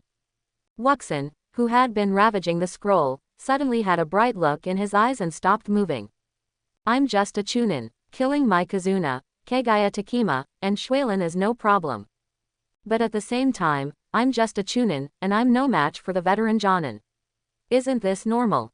Could it be that someone can really kill the veteran Jonin with 2 high-level ninjutsu scrolls that no one taught them and studied by themselves? I'll get rid of the 3 mission targets, and I won't be able to complete the last one, so won't the mission fail? I've completed more than half of it, but I can't complete the last one. This shouldn't be incomprehensible, right? Wuxin thought about it, and the more he thought about it, the more feasible it felt. His anxious brows relaxed, and he took a deep breath. It was something the leader had assigned, and it was a task that could not be refused. Although he had to do it, he could do it well. To show my efforts and dedication, I will definitely offer the heads of the other 3, especially my Kazuna. With a countermeasure, Wuxin's anxiety suddenly dissipated, and he felt relieved. He folded the scroll neatly and put it away, then jumped down from the roof, returned to the bedroom, climbed onto the bed, covered himself with the quilt, and fell asleep. The next day, in front of the gate of Kurigakure village, ninja teams would occasionally leave the village to carry out their missions. Many ninja teams gathered near the village gate and exchanged tactics. Wuxin's 4-member team was not far from the village gate. Shuilian, Mai Kazuna, and Keizi Yamagami were in a row. Wuxin stood in front and explained something. Shuilian, Mai Kazuna, and Yamagami Aori are all taller than Wuxin, and all 3 are 2 years older than Wuxin, but Wuxin is the captain of the chunin, so they can only respectfully wait for Wuxin's command. Yamagami Aori studied at the Kurigakure hospital and mastered a lot of medical ninjutsu and the use of poisons. Shuilian and Mai, the main task of the mission is to protect Yamagami Aori. This is Wuxin's first mission as a mission captain, and his boss is still his old boss, Yuto Murayama. Except that the team is a little bigger, there is nothing strange about the rest. Don't worry, Captain, we are in the same class as Aori, and we have also carried out several low-level missions together in the past 2 months. We are familiar with each other. But you disappeared after being promoted to chunin. Shuilian smiled. After all, it is obvious who is more stressed when facing Wuxin, who is younger than herself, and Yuto Murayama, who is an adult. In addition, Shuilian participated in the chunin exam with Wuxin and was helped by Wuxin. Although she has a little more respect for Wuxin, after all, they have experienced several missions together and are very familiar with each other. I understand. I will protect Keizi and fulfill my responsibilities as a teammate. Mai Kazuki was much more honest and gentle in front of Wuxin. Wuxin easily defeated the genius of the Terumi clan in the Zongnan exam, which was a big shock to Mikazuki, and made Mikazuki realize the gap between herself and Wuxin. Although Mikazuki thought that Wuxin could not kill her, it was a very stupid thing to offend a ninja who was obviously powerful. Although there were some minor frictions in the past, they had never attacked each other. Mikazuki knew that she had an average relationship with Wuxin. As long as she was honest, Wuxin would not deliberately squeeze her. I will not be a burden, please rest assured. Azy Yamagami had dark purple hair, green eyes, and some freckles on her face, but her facial features were still pretty, and her smile was a little warm. Wuxin was a little suspicious of how she passed the ninja school graduation exam. The commander is here, let's go. The sharp-eyed Wuxin saw that Yudo Murayama brought 4 ninjas to the square. He greeted the 3 and approached Yudo Murayama's team. Another team of 4 not far away also approached Yudo Murayama. The 12 ninja teams gathered beside Yudo Murayama. Yudo Murayama glanced at his subordinates and said coldly to a female genin in the team. Why don't you carry your bag? I am good at summoning. The bag is prepared in the scroll and can be summoned at any time. The female genin was stared at by the cold Yudo Murayama, her face turned pale instantly, and she answered nervously. Master Yudo, Mihara Eri is the logistics of my team and is good at summoning. The vest chunin Kagaya Takima in front of the female genin added softly. At this moment, Yudo Murayama was even colder than Wuxin's impression of the serious look when he was performing tasks in the past. Maybe it was because his child was born not long ago and his wife and child needed his care, so he paid extra attention to details and didn't want to fail in the mission. Wu Xin faced his mission target with a natural expression, but only glanced at Kagaya Takima and Shui Lan in the team, and compared their faces with the photos in his mind. Confirmed. In the southern coastal port city, a group of more than 30 merchants, divided into 3 groups, headed north to the capital. On the flag of this group of merchants, there was a water drop pattern of the hidden mist village in the land of water. It was the merchant group and ninja guards sent by the hidden mist village. Wuxin's 4-member ninja team was at the end of the convoy, guarding the rear of the more than 10 merchants. After sailing on the sea for more than half a month, it's still more comfortable on land. Shui Lian, Mikazuna, Keizi Yamagami and others surrounded Wuxin. It was Shui Lian who was tortured by the voyage and sighed. No, I think it's still more comfortable on the sea, with plenty of water vapor. Mikazuna expressed a different opinion on the side. Be quiet during the mission and don't forget our purpose. If Konoha and Sand Village are really at war, we are in danger at all times. Wuxin was in no mood to listen to the idle chatter of the people around him. He had a heavy burden on his shoulders. He called up the Clear Fire and Wind conflict, the assassination list, and the ostensible caravan escort for the mission of investigating the Fire and Wind conflict. 20 days ago, Wuxin's team, Yudo Murayama, set out from the central island of the water country and sailed southwest. After more than half a month of sailing through the tea country, they went north along the coast of the tea country and finally arrived at the river country, which is now in the gap between the wind and fire countries. Whether it is intelligence reconnaissance or infiltration, merchants usually go first. Wuxin's investigation team, under the name of escorting merchants, secretly investigated the border between the fire and wind countries to see if the rumored war between the fire and wind countries is true. The caravan was divided into 3 parts, front, middle and back. The caravan in the middle was guarded by the Junin Murayama Yudo and the Chunin Kagaya Takima team, the front was guarded by the Chunin Maruoka Tsunekazu team, and the back was guarded by the Wuxin team. The team marched towards the capital of the country of Kawanokuni. The rear guard of the Wuxin team was naturally the easiest in the guarding link, as Murayama Yudo took special care of them. The front was led by the unfamiliar Chunin Maruoka Tsunekazu. If anything really happened, they would definitely be the first to suffer. The team moved slowly, the sun set, and the winter night fell quickly. The manager of the caravan announced that they would set up camp, and the Wuxin ninja team also set up tents and sleeping bags. In the tent, 4 people from the Wuxin team sat on mats in the tent, holding rice balls in their hands, ready to chew and eat. Wait a minute, this is the food I bought and stored at the port. See if it suits your appetite.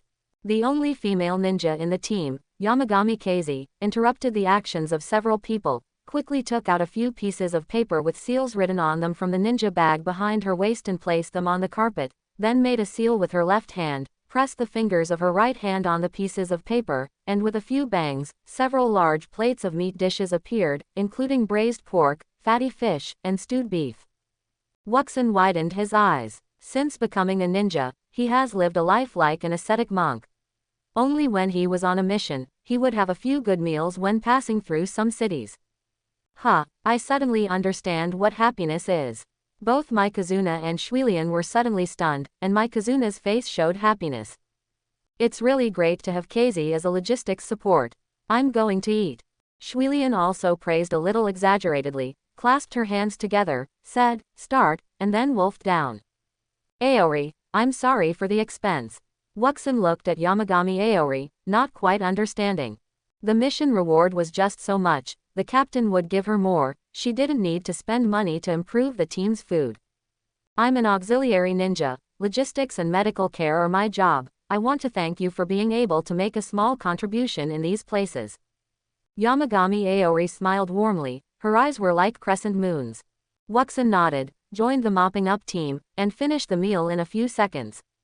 Ninjas also pay attention to efficiency when eating, and everything must be fast during the mission. At night, with the camp as the center, scout in the east and west directions. Mai, you go to the west to the wind country.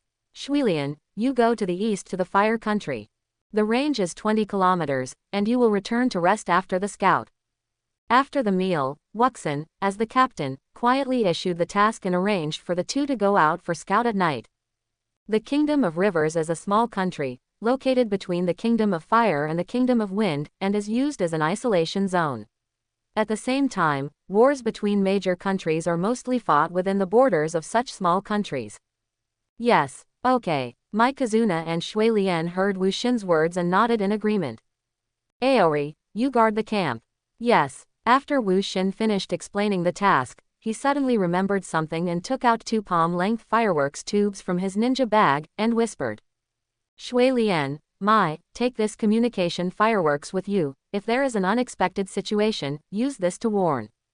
When the fireworks are seen, the ninjas of this operation will come to rescue as soon as possible. Quote. Wuxin handed 2 palm-length fireworks tubes to the 2 people respectively. Understood. After taking the communication fireworks tubes, the 2 people replied softly, and then began to study the fireworks tubes. There is a line below. If there is a situation, pull the line and the other end will fire. Go early and come back early. Wuxin explained very carefully, and he looked conscientious and responsible, with some captain's style. At the end, he flicked his hands and signaled that the 2 people could set off. The 2 nodded, turned around and left the tent, set off in 2 directions, and disappeared into the night. Wuxin walked out of the tent, glanced at the direction the 2 people left, patrolled the camp, and chatted with the camp's business manager for a few words. About half an hour had passed. Seeing that the time was almost up, Wuxin ended the conversation with the business manager, jumped a few times, came to a deserted place outside the camp, and made 5 seals with both hands. Ninja method. Summoning technique. Quote, woof. A puff of smoke, and the ninja dog Wonkai barked as he came to report. Wonkai, take me to the smell I asked you to record before. Woof. Quote, Wonkai barked in response, then moved his nose, as if sniffing something, then barked again and ran to the west. Wuxin followed the ninja dog Wonkai calmly. Wuxin had previously marked the communication firework tube with a special smell for Mikazuna. People's noses can't smell it, but the ninja dog Wonkai's nose can. Wonkai's nose is very sensitive and he is a good tracker. Wuxin once did an experiment. Wonkai could accurately track the mark 50 kilometers away through his nose. The moonlight shone, the cold wind was bleak, and a man and a dog shuttled through the forest. The night was dark and the wind was high. The time for assassination had come. Originally, Wuxin was only interested in murdering Mikazuna. If he had the chance to trap or kill him, he would never show mercy. But now the situation is a little different. The Mizukage has issued a secret mission, and Mikazuna is the target of the mission. Wuxin can only make a special trip to take action. Chapter 51. Under the moonlight, in front of a small river in the forest of river country, Mikazuna sat on a stone pier, holding a fishing rod in her hand, fishing leisurely. What can be detected in this place? If you want to investigate, you have to go to the capital city in the north of River Country to investigate the information of Konoha and Sand Village. Oh, I really can't stand this kid. Mikazuna muttered to herself, and suddenly her eyes lit up, and she quickly picked up the fishing rod in her hand. Hey, I caught another one. Hee. After grilling these fish, it's almost time to return to the camp. Mikazuna took the fish off the hook on the pole, made a pistol gesture with her right hand, shot the fish with a ninjutsu, and then threw it to the shore. In the woods about 100 meters away from the river, on a big tree, Wuxin lurked behind the trunk and quietly observed Mikazuna. Fishing is so pleasant. Wu Xin was a little emotional about this hypocritical guy, and reached out to take out a few yellow talismans from the ninja bag behind his waist. The water transformation technique of the ghost light family is not easy to kill in a water environment. You have to get rid of the water environment and use the thunder escape. Wu Xin went through the secret technique information of the ghost light family in his mind, and then quietly posted 5 thunder explosion talismans specially prepared for ghost light Mai on several large trees nearby. After setting up the trap, Wu Xin quickly checked it, and after confirming that there was no problem, he returned to the previous observation tree and made hand seals. Transformation technique. Bang! Wu Xin, who was small and just over 1.5 meters tall, turned into a burly man of 1.8 meters tall, wearing a tan ninja vest and a Sand Village forehead protector on his forehead. There were 2 centipede scars on his cheeks under the forehead protector, and he looked ferocious. After the tactics were formulated, Wuxin, who changed his body shape and disguised himself with the transformation technique, confirmed that nothing was missed. He held the kunai in both hands, jumped out of the woods, and rushed towards Mikazuna quickly. The attack range of kunai throwing is about 50 meters. Wuxin and Mikazuna are about 100 meters apart. After running quickly, Wuxin reached the attack range of kunai in 2 or 3 seconds, swung his arm, and threw the kunai. Whoosh, whoosh, ha! Mikazuna was very alert. Hearing the undisguised footsteps, she quickly turned her head and looked behind her. Although she was slacking off on the task assigned by Captain Wuxin, Mikazuna was always on guard in a foreign country. After taking a look at the ninja who attacked her and the kunai that was quickly shot at her, Mikazuna jumped and got into the river. The ninjas of the Hidden Mist Village would take advantage of the water environment whenever there was water around them. Wuxin, who was also a ninja from the Hidden Mist Village, had predicted all this long ago. Seeing Mikazuna dive into the water, he quickly formed seals with both hands, and the ninjutsu took shape at an extremely fast speed. Water escape. Water dragon bullet technique. The river water rolled violently and condensed into a large water dragon that was 50 or 60 meters long and 6 or 7 meters thick. The water dragon roared, carrying Mikazuna out of the river, circling towards the woods. Mikazuna never expected that she would meet such a ninja who was so good at water escape ninjutsu in a foreign country. Her body was swallowed by the water dragon, and at the same time, the circling movement of the water dragon made Mikazuna a little dizzy. Mikazuna was a ninja from the Hidden Mist Village who was good at water escape, after all. Although she was restricted in the water dragon's body, she would not drown for a while. The chakra of Mikazuna in the water dragon's body fluctuated violently. The family secret technique of water transformation was successfully performed, and her body turned into a water mark and merged with the water dragon, greatly reducing the dizziness of the water dragon's circling weightlessness. Boom! The water dragon circled and flew for hundreds of meters, hitting a large tree outside the woods, breaking the tree, and then violently hit a large stone pillar in the woods again. Boom! The collision sounded again. The stone pillar was unscathed, the water dragon disappeared, and the nearby grass turned into a swamp, and Mikazuna's figure also disappeared. The fierce man wearing the Sunagaker forehead protector stood at the edge of the woods, quickly made 3 seals with his hands, and shouted. Ninjutsu. Thunder explosion formation. On the trunks of the 5 large trees around the stone pillar, the yellow talisman paper posted on them lit up with blue light. The distribution of the talisman paper and several large trees was a bit like a pentagon, and the blue light gradually became dazzling. Zilla zilla. The blue light turned into countless arcs, and the 5 corners connected to each other, turning the 10-meter range into a world of thunder, making this place as bright as day. Ah, how do you know my weakness?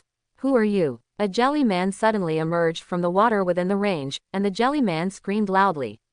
Mikazuna seemed to know her fate and screamed in fear. At this moment, Mikazuna may have realized that the matter was not simple, but it was too late. Outside the thunder explosion barrier, the lightning shone under the high-voltage lightning trap. The jelly-shaped figure turned into the figure of Mikazuna in a few seconds, and the screams disappeared, only the body was constantly shaking from the lightning. Wuxin did not stop because of this, and increased the output of chakra, and the arc in the lightning barrier became more explosive and thick. Ah! Mikazuna let out a shrill scream again, and her body turned into jelly again, but the jelly did not last for 2 seconds, and turned into a human form again, and the scream stopped abruptly. You are still pretending to be dead. Wuxin was a little surprised to see this scene.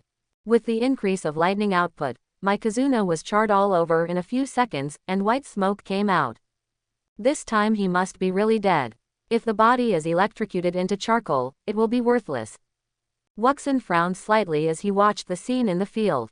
Wuxin, who had long coveted the water transformation technique of the Kazuna clan, judged from his experience of handling corpses that Mikazuna was already electrocuted to death. Wuxin put down his hands and interrupted the transmission of chakra. The violent arc disappeared and the forest returned to darkness. This ninja from the Kazuna clan who could access the secret technique was easily defeated by Wuxin's calculation. Wuxin walked to Mikazuna with the help of the moonlight. Some parts of Mikazuna were already charred and emitted curls of white smoke. His eyes were round, but out of focus. Wuxin, who had seen many corpses, confirmed that Mikazuna was dead and breathed a sigh of relief. If Mikazuna used the secret technique to stop the fatal trap because he coveted the secret technique of the ghost lamp to stop the fatal trap, and Mikazuna escaped by using the secret technique, then it might not be so easy to assassinate her later. Wuxin lifted Mikazuna up, pressed his right hand on Mikazuna's head, and made a seal with his left hand, with chakra surging on his body. The value of the corpse lies in the fact that it has just died. If the corpse is not put away with a storage scroll and allowed to rot, it will lose its value in a few days. At that time, only the ninjutsu practiced by the deceased can be judged from the rotten corpse. The brain that has lost its activity cannot be explored and read. Wuxin performed the mind-reading technique, just like watching a video, skipping paragraphs and then skipping paragraphs. Finally, when Mikazuna was 9 years old, he saw something interesting. He patiently flipped through it and saw some special features of the Ghost Lamp clan. Water transformation technique, so that's it. Chakra operation is so simple. But, what was the composition of the medicinal bath he took every day when he was 9 years old? Wuxin found out what he wanted to know. The water transformation secret technique practiced by the Ghost Lantern clan is not only about hand seals and chakra lines, but also has other secrets. Night, Wuxin, Yamagami Keizi, and Shuilian followed a yellow dog and shuttled through the forest. Woof, woof. The ninja dog Wonkai barked twice, jumped from the forest branches to the grass, and sniffed in a small bush. Shuilian jumped in front of the bush, squatted down, pulled out the short knife on his back, slashed at the bush a few times, and then seemed to have found something and ducked into the bush. This is blood, and the forehead protector, Captain. Shuilian retreated from the bush, holding a blood-stained mist-hidden head protector. Wonkai, can we continue tracking? Wuxin's young face was full of seriousness, and he asked the ninja dog beside him. Woo, the ninja dog Wonkai sobbed and shook his head. My must have been ambushed, we must find him as soon as possible. There was a trace of worry in Shuilian's eyes, but the ninja dog brought them here, indicating that this was the final place that could be tracked within the tracking range. Yamagami Keizi held a kunai in her hand, remained alert, and said hesitantly. Didn't the captain give Mai a communication firework tube? She didn't even release the firework tube. With the bloodstains and forehead protector, Mai, maybe. The implication is that Mai Hazuka is likely to be dead. Even the communication fireworks can't be released. This is the place with the strongest smell within Wonkei's tracking range. Maybe even the body has been dealt with. Wuxin's eyes showed a thoughtful look, and after a simple analysis, he continued. Return to the camp. The business traveler still needs our protection. Report this matter to Murayama Yudo and let Murayama Yudo decide. Yes, yes, the two of them promised with some uneasiness. Just after arriving at the Kingdom of Rivers, Mai Hazuka, a senior ninja with strong strength, disappeared during a normal reconnaissance and alert mission. With the bloodstains and forehead protector left behind, they both knew that Mai Hazuka was likely to have been killed. Wuxin released the ninja dog's summoning technique and took the two back to the camp. The reason for this search and rescue was that Wuxin had been waiting in the camp for a long time, but he couldn't wait for Mikazuna to return, so he took Yamagami Keizi and Shuilian out to look for her. Although Wuxin was the instigator, on the surface, his subordinates were missing, so he had to come out to search and rescue. Now that the bloodstains and relics have been found, the other two can also analyze that Mikazuna is likely to be gone, so there is no need to look for her later. In a foreign country, you must be extremely vigilant.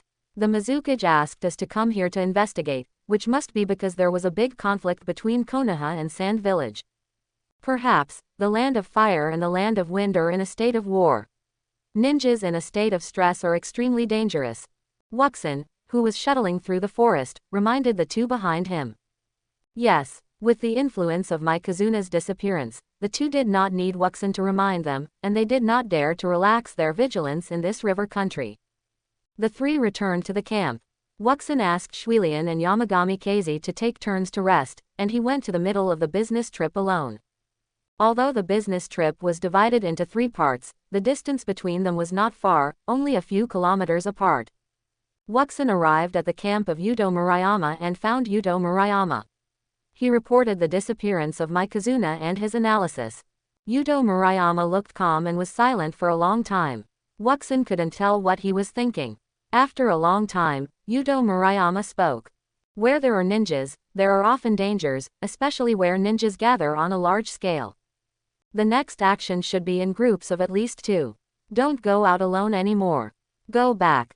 Yudo Murayama said at the end, with a complicated expression on his face, signaling Wuxin to return. The fate of a ninja is to be consumed in the mission. Yudo Murayama, who was born in the Hidden Mist village, has experienced too much, but the sudden disappearance of the student he has been with for more than 2 years still makes him feel a little inexplicable. Yes, Wuxin's expression was also somewhat complicated. He nodded and turned back. Wuxin quickly returned to the camp he was guarding and entered the tent sleeping bag. After tossing and turning for most of the night, Wuxin took the time to rest. The next day, at dawn, Murayama Yudo brought 2 genin to Wuxin's convoy. Together with the 3 people in Wuxin's team, a total of 6 ninjas searched for the missing Mikazuna again, but they still returned without success. Murayama Yudo did not give up easily. He still organized a search and searched for many days until the caravan arrived outside the capital of the country of the river. The search operation was in vain. Because the body was not found, Mikazuna was considered missing. Everyone knows what it means to be missing in a foreign country across the ocean, but it can only be like this. The originally scattered 3 business travel departments and the Mist Hidden Ninja team met together outside the gate of the capital of the country of the river and poured into the capital of the country of the river city. Wuxin and other ninjas escorted the merchant to camp near the market in the capital of the Kingdom of Rivers, set up stalls for trading, and checked in at a nearby hotel. The team stayed in the market for more than half a month. The sales of marine specialties, pearls, dried fish, ambergris, kelp, etc. brought by the merchant of the Kingdom of Water were good. While selling, the merchant also purchased some goods from the Kingdom of Rivers. For more than half a month, the Mist Hidden Ninja team scouted around the prosperous capital of the Kingdom of Rivers, as well as the borders of the Kingdom of Wind and Fire. At night, after the merchant closed the stall, Wuxin and other ninjas and the merchant manager gathered in a room in the hotel room. Murayama Yudo sat cross-legged on the main seat of the tatami, and more than a dozen ninjas including Wuxin, as well as several merchant managers sat cross-legged in 3 rows, with orderly levels and clear at a glance. Although the Konoha Ninja team and the Sand Village Ninja team can often be seen in the river country, they have not fought each other as the Mizukage-sama judged. Or perhaps, all this is just an appearance. We need a deeper investigation. The Murakami Yudo, who was sitting in the first seat, had a serious face. After slowly throwing out the topic, he fell silent. Below, Wuxin and others sat upright, waiting for the next words from the action commander. After a while, after thinking for a long time, Murayama Yudo seemed to have made a decision and said in a deep voice, "Mr. Mashiko Yoshima, please divide the business team into two groups, one to set off for the border city of Kikyo City in the Fire Country, and the other to set off for the border city of Lifang City in the Wind Country. Yes. The business leader Mashiko Yoshima did not hesitate to Murayama Yudo's order and was very respectful. The ninja troops have also been temporarily adjusted. The merchant team heading west to the Wind Country's Gale City will be escorted by Kagaya Takima's team. The team heading east to the Fire Country's Kikyo City will be escorted by Maruoka Tsunekazu's team. Wuxin's team is missing. Wuxin, you will temporarily join Kagaya Takima's team as the deputy captain to assist Kagaya Takima. Suiren and Yamagami Iori will serve as my guards. After making a decision, Murayama Yudo issued orders in an orderly manner. Yes, X-15. Wuxin and other ninjas and merchant leaders respectfully accepted the order. After the mission was explained, Murayama Yudo reminded again. Our water country, the Kurigakure village, is one of the 5 major ninja countries. Although we haven't set foot on the mainland for a long time, we should not underestimate it. Normal, the Sand Village and Konoha ninjas will not rashly attack us, but we must not let our guard down. Otherwise, my Kazuna is a lesson for us. The Kurigakure ninjas went ashore and escorted merchants to conduct trade activities.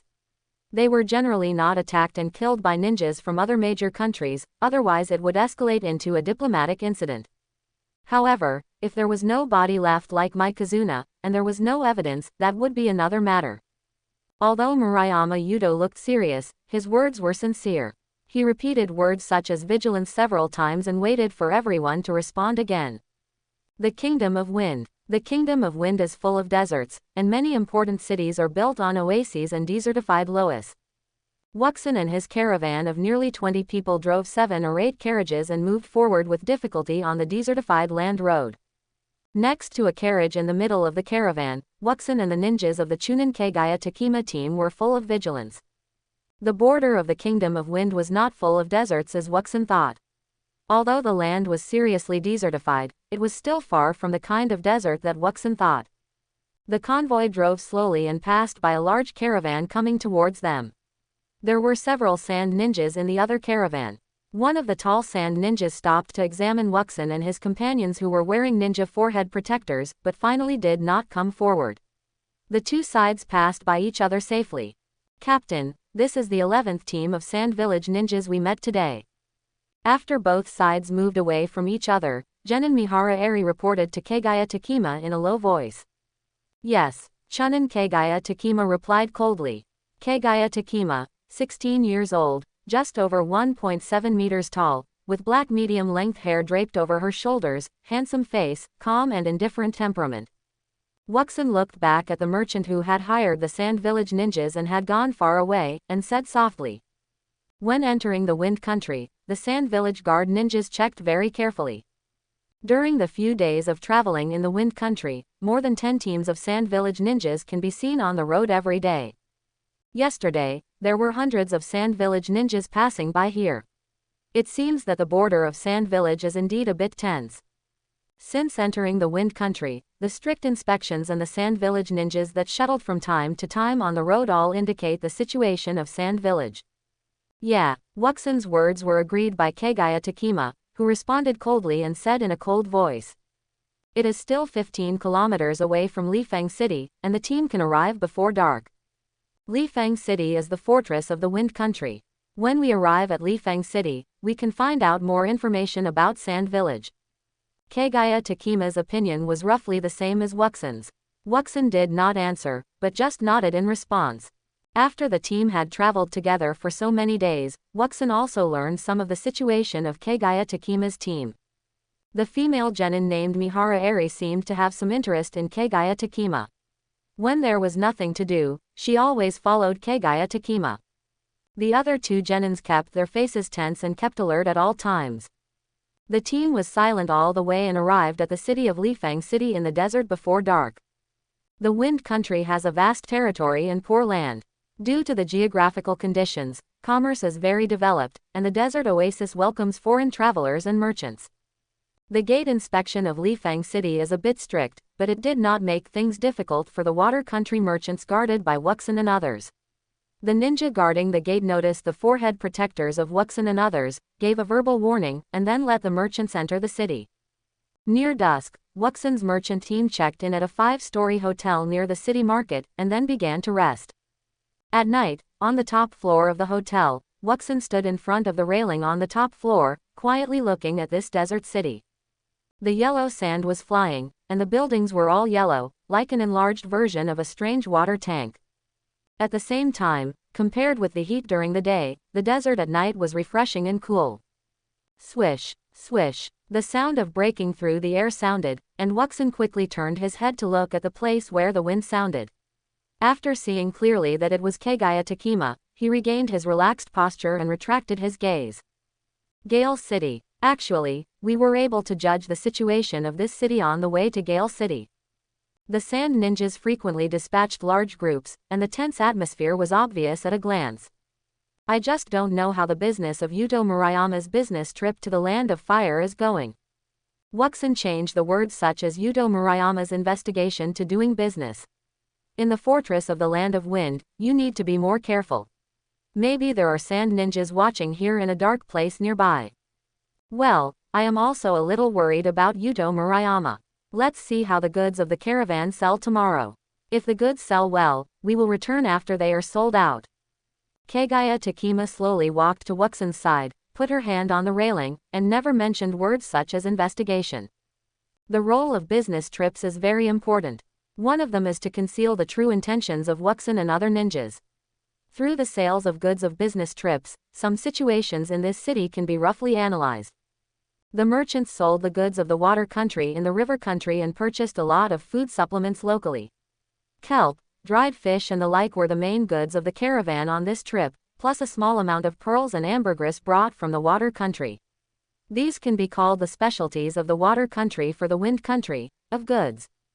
Wuxin and others can roughly judge some information by observing the sales. If the dry food goods such as kelp and dried fish sell well and faster, the possibility that a large number of sand ninjas are stationed here is greater. In fact, when he stepped into the wind country and saw so many sand ninjas, Wuxin could already make a judgment.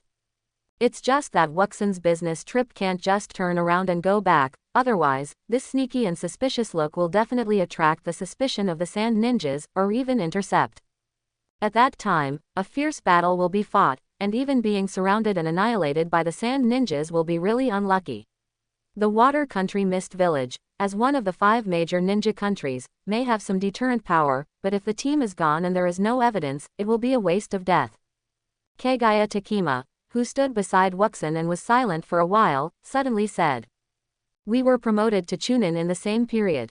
You are quite capable. If there is a chance in the future, let's work together more." Wuxin was surprised to hear this. He turned his cheek and looked up at Kaguya Takema, who was much taller than him. Wuxin was quite surprised that this cold ninja would say such words. But he didn't know that he was one of Wuxin's secret mission targets. In view of the dangerous current environment, Wuxin had no intention of taking action for the time being. If something unexpected happened in the wind country, it might be that everyone would be wiped out. It would not be a wise choice to carry out a secret mission at this time. Wuxin hesitated for a while about Kaguya Takema's friendly attitude, then smiled and whispered, "Indeed, we were promoted to chunin at the same time. You are also quite capable, and I would be very happy to be able to return to the village." After Wuxin finished speaking, he turned around and continued to look at the scenery of the city. This hotel is 5 stories high, and it is considered a relatively tall building in this area. Standing here, it is not only a way to look at the scenery, but also a way to observing the sand ninjas that occasionally appear in the distance and jump on the building. Kaguya Takema glanced at Wuxin, smiled, and did not answer. The result of this trip is obvious. There is nothing to see here. Rest early. The two observed for a long time. Kaguya Takema said a word, then jumped off the railing and returned to the hotel. Wuxin knew that Kaguya Takema meant that the mission of this trip was basically completed, and there was nothing to observe. The Sand Village ninjas are making frequent movements and the tension on the border is obvious. Wuxin and others only need to write truthful mission reports. This information is enough for the adults in the village to cooperate with their other intelligence networks and analyze the answers they want. Yellow sand filled the sky, and the walls of Lifeng City were tall and solid, but they still couldn't stop the invasion of the sandstorm. The sandstorm raged for more than half an hour and finally dissipated gradually. Wuxin, 4 members of the Kagaya Takima ninja team, and the manager of the caravan sat quietly in a room. The team's assembly made the room a little crowded. Wuxin and others guarded the caravan. They had been in Lifeng City, the Kingdom of Wind, for half a month. They were careful and cautious for half a month. Finally, it was time to leave. All the goods of the caravan were sold out, and some special products of the Kingdom of Wind were purchased at the same time. All the behaviors of the caravan were very normal. Although the sand-hidden ninjas checked, there were no accidents. Now the team is ready to leave Lifeng City, the Kingdom of Wind, and set off to the Kingdom of Rivers to meet with the commander, the senior ninja, Yuto Murayama. The people who were used to the watery environment of the Land of Water were not used to the dryness of the desert. As the sandstorm outside the window stopped, Kagaya Takima said to the assembled team in a deep voice. The sandstorm has stopped. Let's go to the Land of Rivers. Yes, everyone on the scene agreed, and the manager of the caravan went out to summon the caravan attendants. After a while, the team was ready and returned along the original route. Wuxin and others escorted the caravan, starting from the hotel, and arrived at the city gate in more than an hour, and slowly left the city. After leaving Lifeng City, the whole team felt relieved. The increasing oppression and strictness of Lifeng City was not only felt by Wuxin and other ninjas, but also by several main leaders of the caravan. Don't let your guard down before leaving the Land of Wind. Wuxin noticed that the 3 genin beside him were a little lax, and warned them. In the first 3 days after arriving in Fierce Wind City, the situation was a bit strict. Later, the curfew was enforced, and the sand ninjas frequently checked and warned. All of this showed that the sand ninja troops in Fierce Wind City were in a state of high alert, which was a sign of a war. Yes, the 3 genin replied respectfully. They did not dare to neglect Wuxin, the deputy captain who was temporarily transferred in. They quickly adjusted their status, relaxed and restrained, and resumed their alert. The team moved forward slowly. Wuxin stopped, closed his eyes, formed seals with his hands, and performed the perception technique as usual. 10 meters, 30 meters, 50 meters, 100 meters, 300 meters, 500 meters. Wuxin was in his early teens. Every once in a while, Wuxin could feel the growth of his chakra. When he graduated, Wuxin's perception range was only about 200 meters in radius, but now it can reach 500 meters in radius. After a search, there was nothing abnormal in the perception range, and Wuxin relaxed a little. Wuxin stopped to perform the perception technique. The merchant did not wait for Wuxin, and still walked slowly. Wuxin changed the seals of his hands, and the chakra fluctuated again. The sensing range changed from the surrounding area to a one-way detection, increasing the one-way sensing distance. Wuxin's sensing range changed to the direction of Fierce Wind City behind him. Wuxin's team had been walking for 2 hours since leaving Fierce Wind City. As long as there were no ninjas following from the Fierce Wind City direction, this trip would be basically safe. 100 meters, 300 meters, 500 meters, 1000 meters, 1200 meters. The one-way detection reached its limit. Within 1.2 kilometers behind him, the people in the small caravan were still sensed as before, and there were no other changes. After Wuxin's careful perception, the guarded caravan was already some distance away from Wuxin, and only Kagaya Takima was guarding Wuxin. How is it? Seeing Wuxin open his eyes, Kagaya Takima asked softly. Same as before, no abnormality. However, when I left Fierce Wind City before, I always felt that something was wrong. I hope I'm overthinking. Wuxin frowned slightly, feeling a little uneasy. He glanced at Kagaya Takima, who was guarding him, with a complicated look in his eyes. Kagaya Takima had a calm and handsome face, giving people a very reliable feeling. Hearing Wuxin's words, Kagaya gradually narrowed his eyes slightly. No, I have that feeling too, an inexplicable sense of crisis. Ninjas should be cautious, let's go. Well, the two chased the caravan not far ahead, moving forward peacefully all the way. The daytime in the desert is very long. As March approaches, there is still no sign of darkness at 8 o'clock. The team set off near noon, walked for more than 8 hours, and finally left the scope of the Wind Country. The caravan manager trotted to the middle of the caravan, his face unable to hide his fatigue, and asked Kagaya Takema. Master Takema, are we still camping in the stone forest we passed by when we came here? Well, camping in the stone forest, we should be able to arrive before dark. Kagaya Takema spoke coldly. Yes, the manager of the caravan agreed and gave instructions to other members of the caravan. Wu Xin, who was standing by, guessed time stopped, his hands formed the seal of no return, his eyes closed, and he activated the perception technique. Wuxin's chakra fluctuated slightly, and the invisible chakra seemed to turn into a thin membrane and spread out in all directions. 4, 5, a little familiar. Wuxin uttered a sigh and opened his eyes. Wuxin would sense and explore the surroundings and the back once in a while. In the perception just now, the chakra spread out in all directions and sensed some unreasonable places. Wuxin closed his eyes, and the chakra became a one-way extended perception, and he quickly moved forward in the back. It's that caravan. They fell behind for 4 hours, but they caught up. Their team had a total of 28 people, and now it has become 20 people. There are 4 people lying in front of us, and there is 1 on the right. The number of people is inconsistent, and there are 3 more. Wuxin explored and whispered about the perception. After Wuxin and other caravans left the city of Lifang, there were several caravans that left the city together. After walking out of the city for 3 hours, they went their separate ways. Only one team was heading in Wuxin's direction. At first, Wuxin sensed once an hour. After multiple sensings, he did not sense any danger, so he slightly lengthened the sensing interval. Wuxin remembered clearly that the caravan that was traveling the same way had 28 people, leading several pack horses and pulling a carriage. The first few sensings were all 1 kilometer behind Wuxin's team, but later they disappeared from Wuxin's sensing range, and he did not sense them several times. Now they appeared behind him again, because this team had appeared in Wuxin's sensing range several times before, which left Wuxin with an impression of the members of this caravan. Now, there are 4 people lying down 400 meters ahead, and about 400 meters to the right, a person is holding a tubular object in his hand, which should be a telescope. These 5 people are all members of that caravan.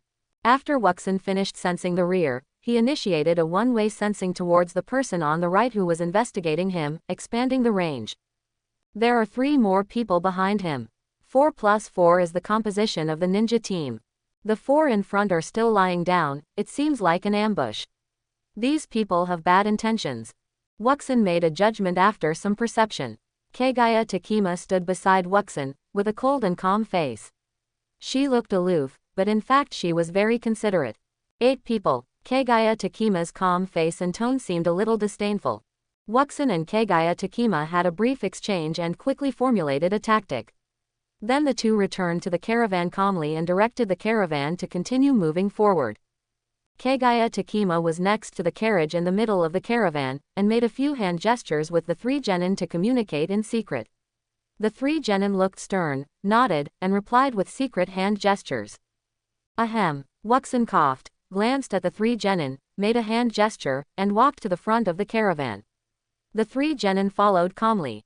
Wuxin and Kagaya Takema did not tell the caravan manager and others about the ambush, so as not to cause panic among the caravan members and cause chaos. Of course, the most important thing is to confuse the enemy so that the enemy does not know that Wuxin and others have noticed the ambush. Kagaya Takema and Wuxin's tactics are very simple. Wuxin led 3 genin to fight 4 against 4, and he dealt with the 4-man surprise attack team on the right alone. Wuxin did not refute Kagaya Takema's mysterious confidence. The drivers and stewards of the team wiped their sweat and drove the pack horses, not realizing the danger was approaching. In the border area of the Wind Country, on the edge of the desert, there are many strange stone forests, and there are some small sand piles around the stone forests due to the yellow sand blown by the sandstorm. The caravan moved forward slowly. Wuxin turned his head and gave a look to the 3 people behind him. At the same time, he put his right hand behind his waist and gestured. The gestures were 10, 2, 4, and 8, representing 4 directions, and then gestured to indicate the distance. The ninja who walked out of the blood mist was fearless in the face of danger. Facing the battle, he did not show any timidity, nor did he show any abnormality. He waited for Wuxin's instructions step by step. Wuxin, who was walking at the front of the team, put his hand behind his waist to gesture into the ninja bag and slowly took out a kunai. The chakra on his body suddenly fluctuated, and Wuxin rushed quickly to the sand pile at 2 o'clock on the right, with a swift and fierce speed. Following Wuxin's action, the other three rushed to the other three directions without hesitation. Swish! Wuxin's instant body technique was extremely fast, and he suddenly stabbed at a small sand pile 1 meter high. The small sand pile suddenly burst, and a figure wearing yellow clothes exactly the same color as the sand jumped out of the sand pile, avoiding Wuxin's stab. Wuxin's sudden attack cut the waist and abdomen of the yellow cloth man, and blood spurted out. Wuxin was merciless and rushed forward again, piercing the heart of the yellow cloth man directly with a kunai. The man in yellow cloth looked about 14 or 15 years old. His eyes were filled with fear and the desire to survive, but his heart was pierced, and he lost his strength and fell to the ground. Wuxin dealt with one enemy and looked at the other three people behind him. I saw one of my subordinates being blown into the air by the strong wind spewed by a tall yellow cloth man. The tall yellow cloth man had a very experienced attack rhythm. After knocking the Kurigakur genin away, he swung his arms rapidly, and a large number of kunai flew towards the Kurigakur genin along the strong wind. Seeing this, Wuxin did not hesitate, opened his mouth and stuck out his tongue, took out an object about the size of 2 knuckles from his tongue with his right hand, opened his 5 fingers on his right hand, and a green fan suddenly appeared in Wuxin's palm from small to large. The fan's blades were in the shape of a gourd, and with the handle, it was longer than Wuxin's entire body. Wuxin held the handle of the fan with both hands and fanned it hard towards the genin subordinate who was facing a life and death crisis. Wind style. Whirlwind. Boom. The Kurigakur genin, who was facing a desperate situation, had his eyes wide open in the air, and kept blocking the kunai in his hand. However, even if he tried his best to resist the endless ninja tools, he was still hit in many places all over his body, and he groaned from time to time. When the Kurigakur genin felt that he was about to die, a big whirlwind suddenly appeared, and all the kunai changed their trajectories and were blown away. The Kurigakur genin was also blown around in the air like a leaf by the strong wind. Wuxin's instantaneous wind escape ninjutsu big whirlwind saved his Kurigakur genin. The tall yellow-clothed ninja was blown away by Wuxin's wind escape.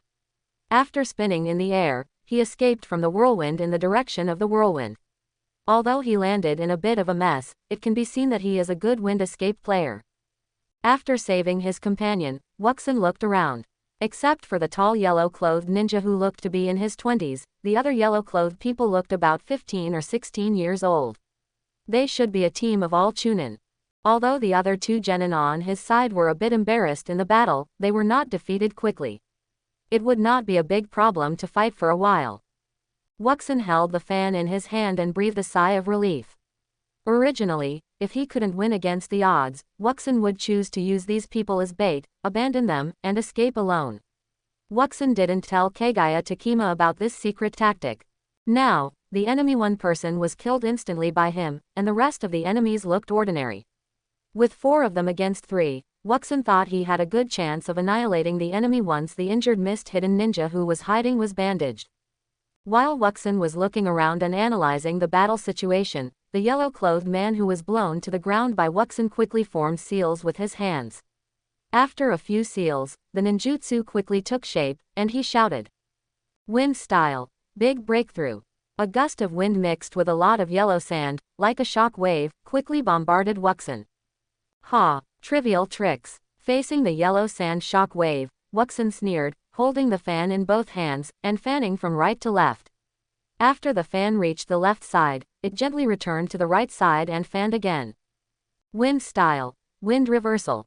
Wind style. Wind slash. Wind style. Whirlwind. Wuxin flapped his fan repeatedly. Wind reversal is a ninjutsu that bounces back the enemy's wind style ninjutsu. Wuxin input his chakra into the fan, and with a gust of wind, the yellow sand that was carried by the enemy's wind style ninjutsu was rolled back. What? How is this possible? The yellow-clothed man was shocked. He never expected that his wind style attack would return the same way. Oh wow! The yellow-clothed man dodged and could not jump out of the range of the ninjutsu. He was hit by his own ninjutsu shock wave, just like being hit by a truck. He screamed and was blown into the air. The strong wind gradually became stronger, and the yellow sand gradually became violent. The yellow-clothed ninja who was blown away was like a leaf in the wind, fluttering in the wind. Before he could adjust his body shape, the wind blade created by the wind slashing technique hidden in the gust of wind cut him into several pieces, and the limbs flew everywhere, making the wind smell fishy and turning into a fishy wind. After the wind blade killed the yellow-clothed ninja and dismembered him, the wind expanded again, enveloping the previous gust of wind and turning into a powerful tornado. Due to the power of the wind escape ninjutsu, several ninjas who were fighting fiercely broke away from the battle and grabbed the sandy ground stones nearby to avoid being blown away by the whirlwind. The fierce tornado lasted for more than 10 seconds before it began to slowly weaken and gradually dissipate.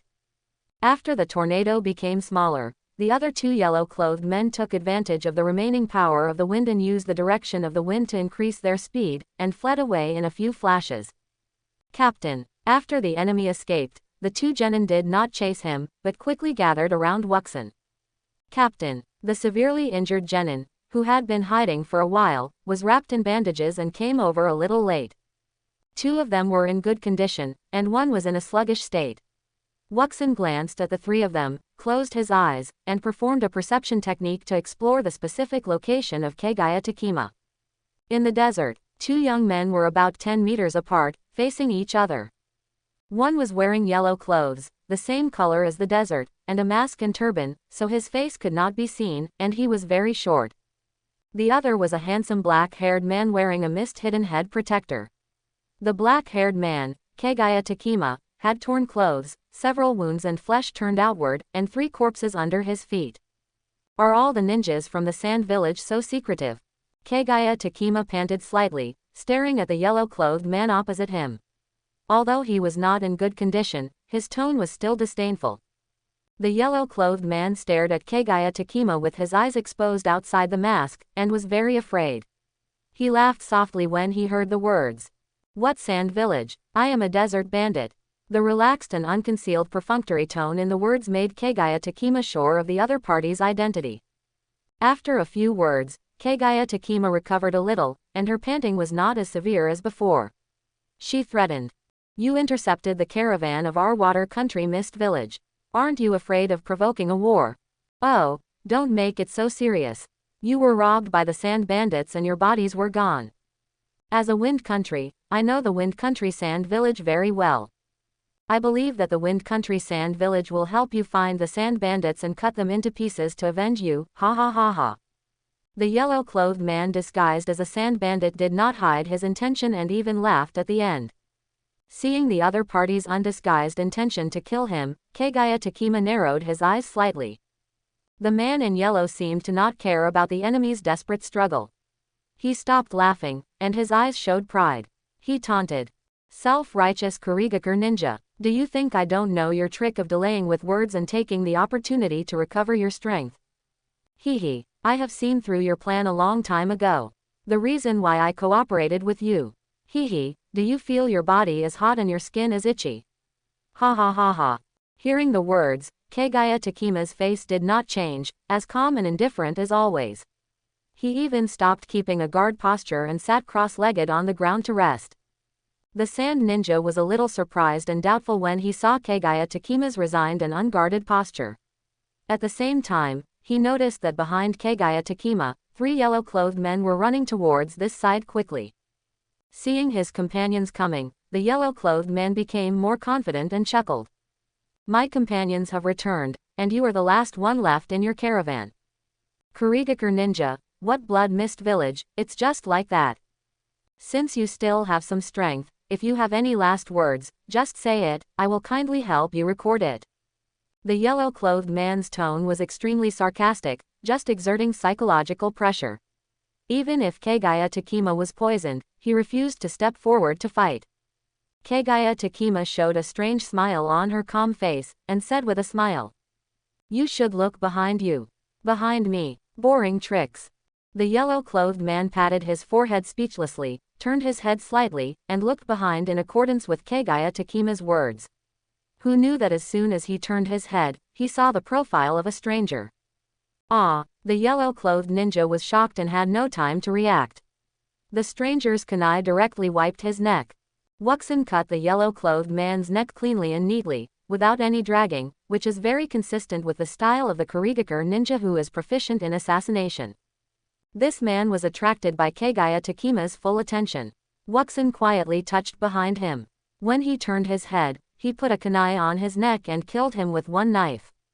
Behind Kagaya Takima, the three yellow-clothed ninjas who were approaching this side quickly saw the yellow-clothed man collapse to the ground, and smoke surged from their bodies and turned into Kurigakur ninjas. They were the three junior ninjas of Kagaya Takima. Swish, swish, swish. Captain, X3. The three of them quickly rushed to Kagaya Takima's side. The female junior ninja Sanhara Eri saw Kagaya Takima's injury and her face was full of worry and distress. Puff. Kagaya Takima's face suddenly turned pale, spit out blood, fell backwards, and lost consciousness.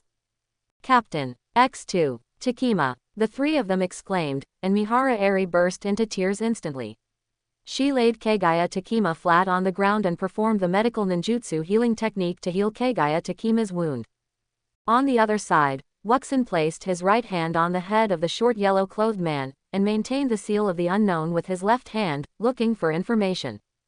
After a long time, Wuxin opened his eyes, knew the cause and effect, and breathed a sigh of relief. The two teams of yellow-clothed men were all disguised as sand ninjas. After fighting, Wuxin was able to judge.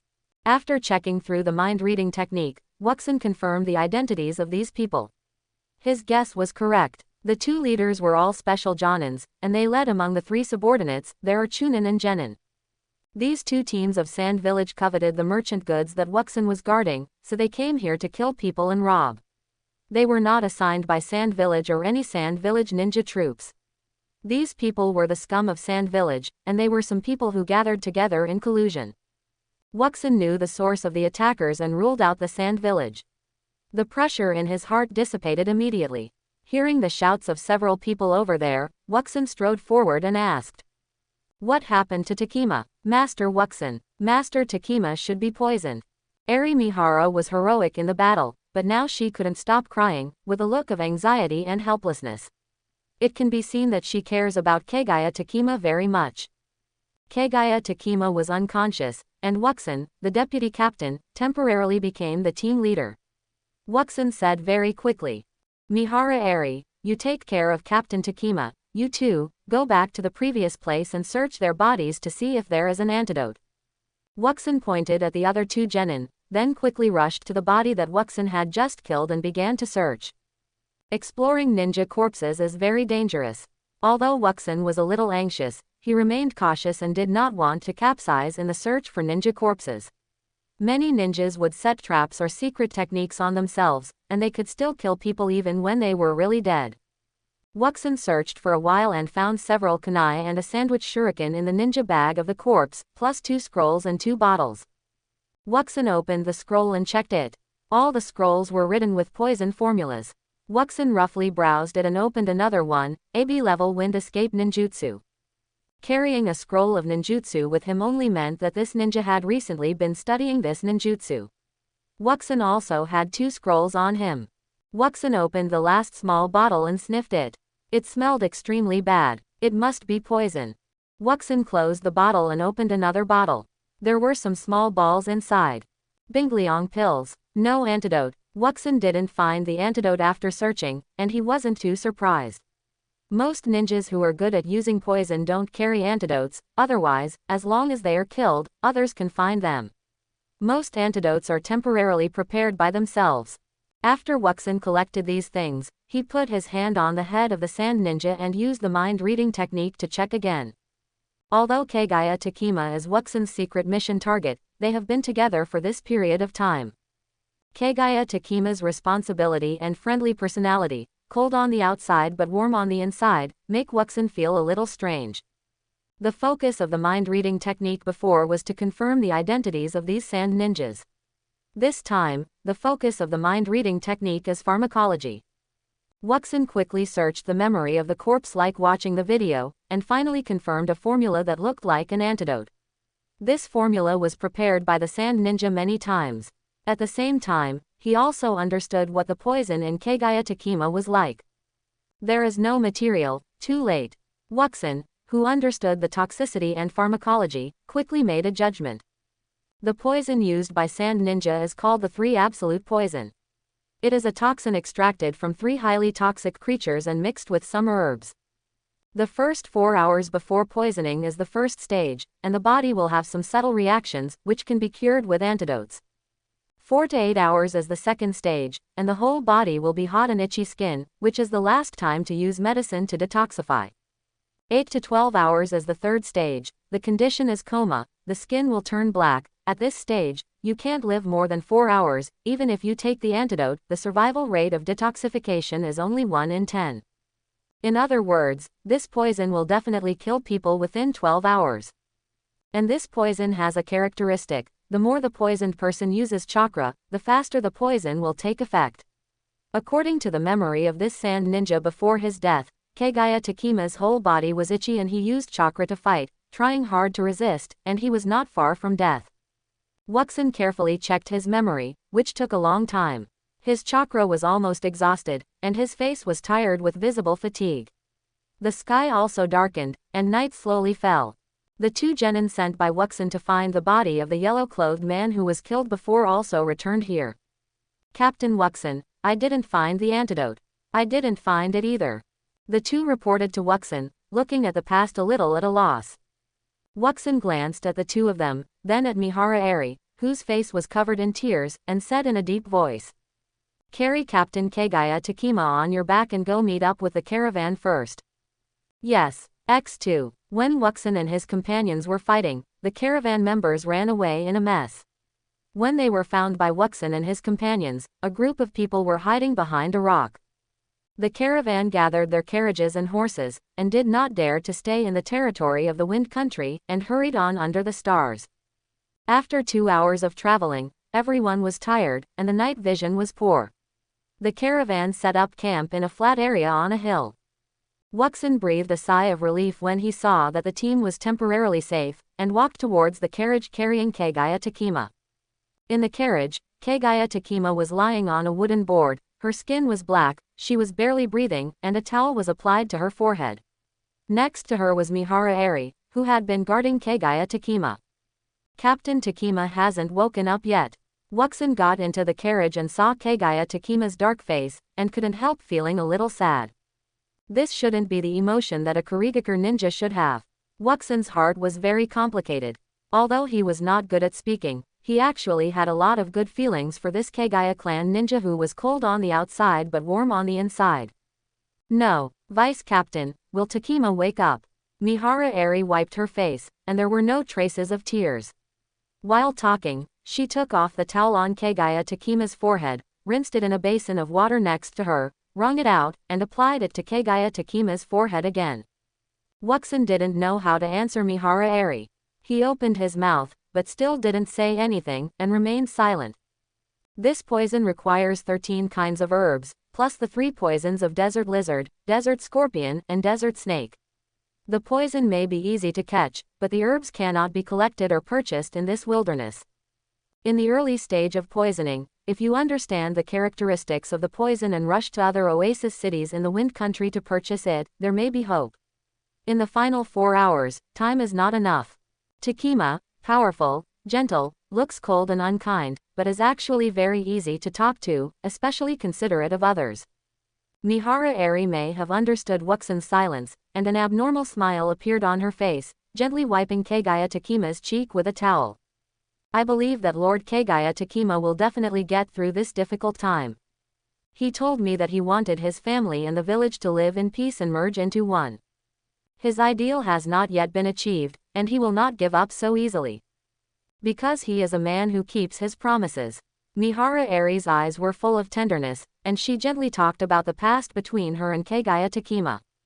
Cough cough, puff. Kagaya Takima suddenly opened her eyes and woke up, coughing violently, and went up. Half of his body stood up, violently spitting out a mouthful of black blood, and then fell down with a bang, his eyes open but lifeless. Seeing this sudden scene, Wuxin immediately stepped forward, stretched out his finger in front of Kagaya Takima's nose, and slowly withdrew his hand after a few seconds.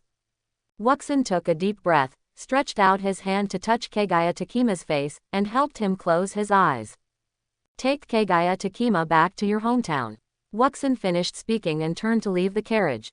At night, a woman's heartbreaking scream suddenly sounded in the camp, revealing deep sadness and despair. In the tent, Wuxin sat on his bed and took out a scroll from his ninja bag. He bit his fingertips and smeared Kagaya Takima's name on the scroll with the blood from his fingertips. On the scroll, above the name is a headshot, below the name is the information of the person, including the ninjutsu he is good at in his clan. Wuxin looked at the description of Kagaya Takima on the scroll, and his eyes flashed with inexplicable colors.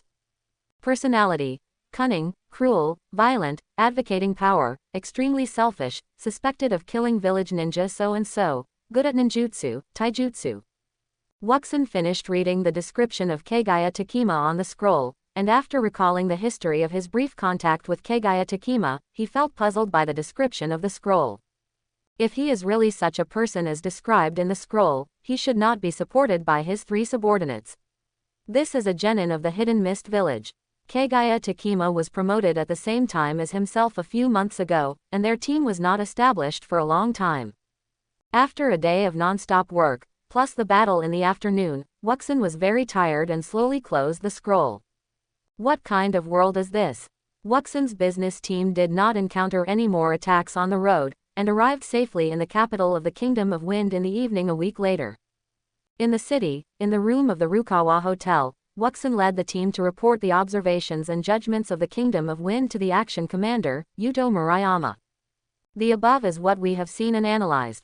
After Wuxin reported to Yuto Murayama, who was sitting on the tatami in the room, he made a final summary. At the same time, he glanced at Yuto Murayama's right arm. There was a bandage wrapped around Yuto Murayama's right arm, showing the traces of injury and bandage. When Yuto Murayama communicated with Wuxin, he asked very carefully. After listening to Wuxin's summary, he nodded slightly and said, "Okay, you have worked hard. As your temporary leader, I invite you to take a hot spring bath. The hot springs in the Kingdom of Wind have a different charm compared to those in our hometown." At the end of his speech, Yuto Murayama showed a lazy smile on his face. Wuxin was surprised. The mission was not over yet. This was too much in line with Murayama Yuto's usual style. Although he did not witness the battle between the wind and fire armies during this mission, Wuxin had a deep understanding of the large number of ninjas gathered in Fierce Wind City and the strict inspection. After leaving the Kingdom of Wind, he was relieved. However, Murayama Yuto invited him to take a hot spring bath, which instantly relaxed Wuxin's remaining vigilance. Yes, X2. The other 2 genin from the former Kagaya Takima team agreed happily. They were very happy to be able to get closer to the village's jonin. I won't go. I want to rest alone for a while. Mihara Eri politely refused, with a hint of apology on her face. After a week, the sadness dissipated, and Mihara Eri's original liveliness completely disappeared, becoming quiet and indifferent. Rest at ease and adjust well. Murayama Yuto spoke softly, without any intention of forcing. Yes, Eri. Mihara responded softly, got up and left the room. Murayama Yuto watched Eri Mihara leave, turned his eyes to the 3 people sitting upright below, and said softly, "No one can avoid the fate of a ninja. The border situation of the Wind Country can also reflect the border situation of the Fire Country. When Maruoka Tsuneka's team comes back, if everything is normal, the time for our mission to end will not be far away. Let's go and have a good rest." After saying this, Murayama Yuto got up and walked towards the door. At the same time, he seemed to notice the restraint of the 2 genin, and added, "Don't feel restrained. Ninjas who don't understand the importance of rest are not good ninjas. This is the valuable experience of senior jonin." Everyone left the hotel and went to the hot spring shop. The night is especially suitable for hot springs. After soaking in the hot springs, Wuxin and others' skin, which was destroyed by the dry desert climate in the Wind Country, seemed to have returned to its previous tender state, and they felt extremely relaxed and comfortable. In the hotel room, Wuxin, who had just finished bathing, sat on the tatami in a loose bathrobe, with 3 scrolls at his feet.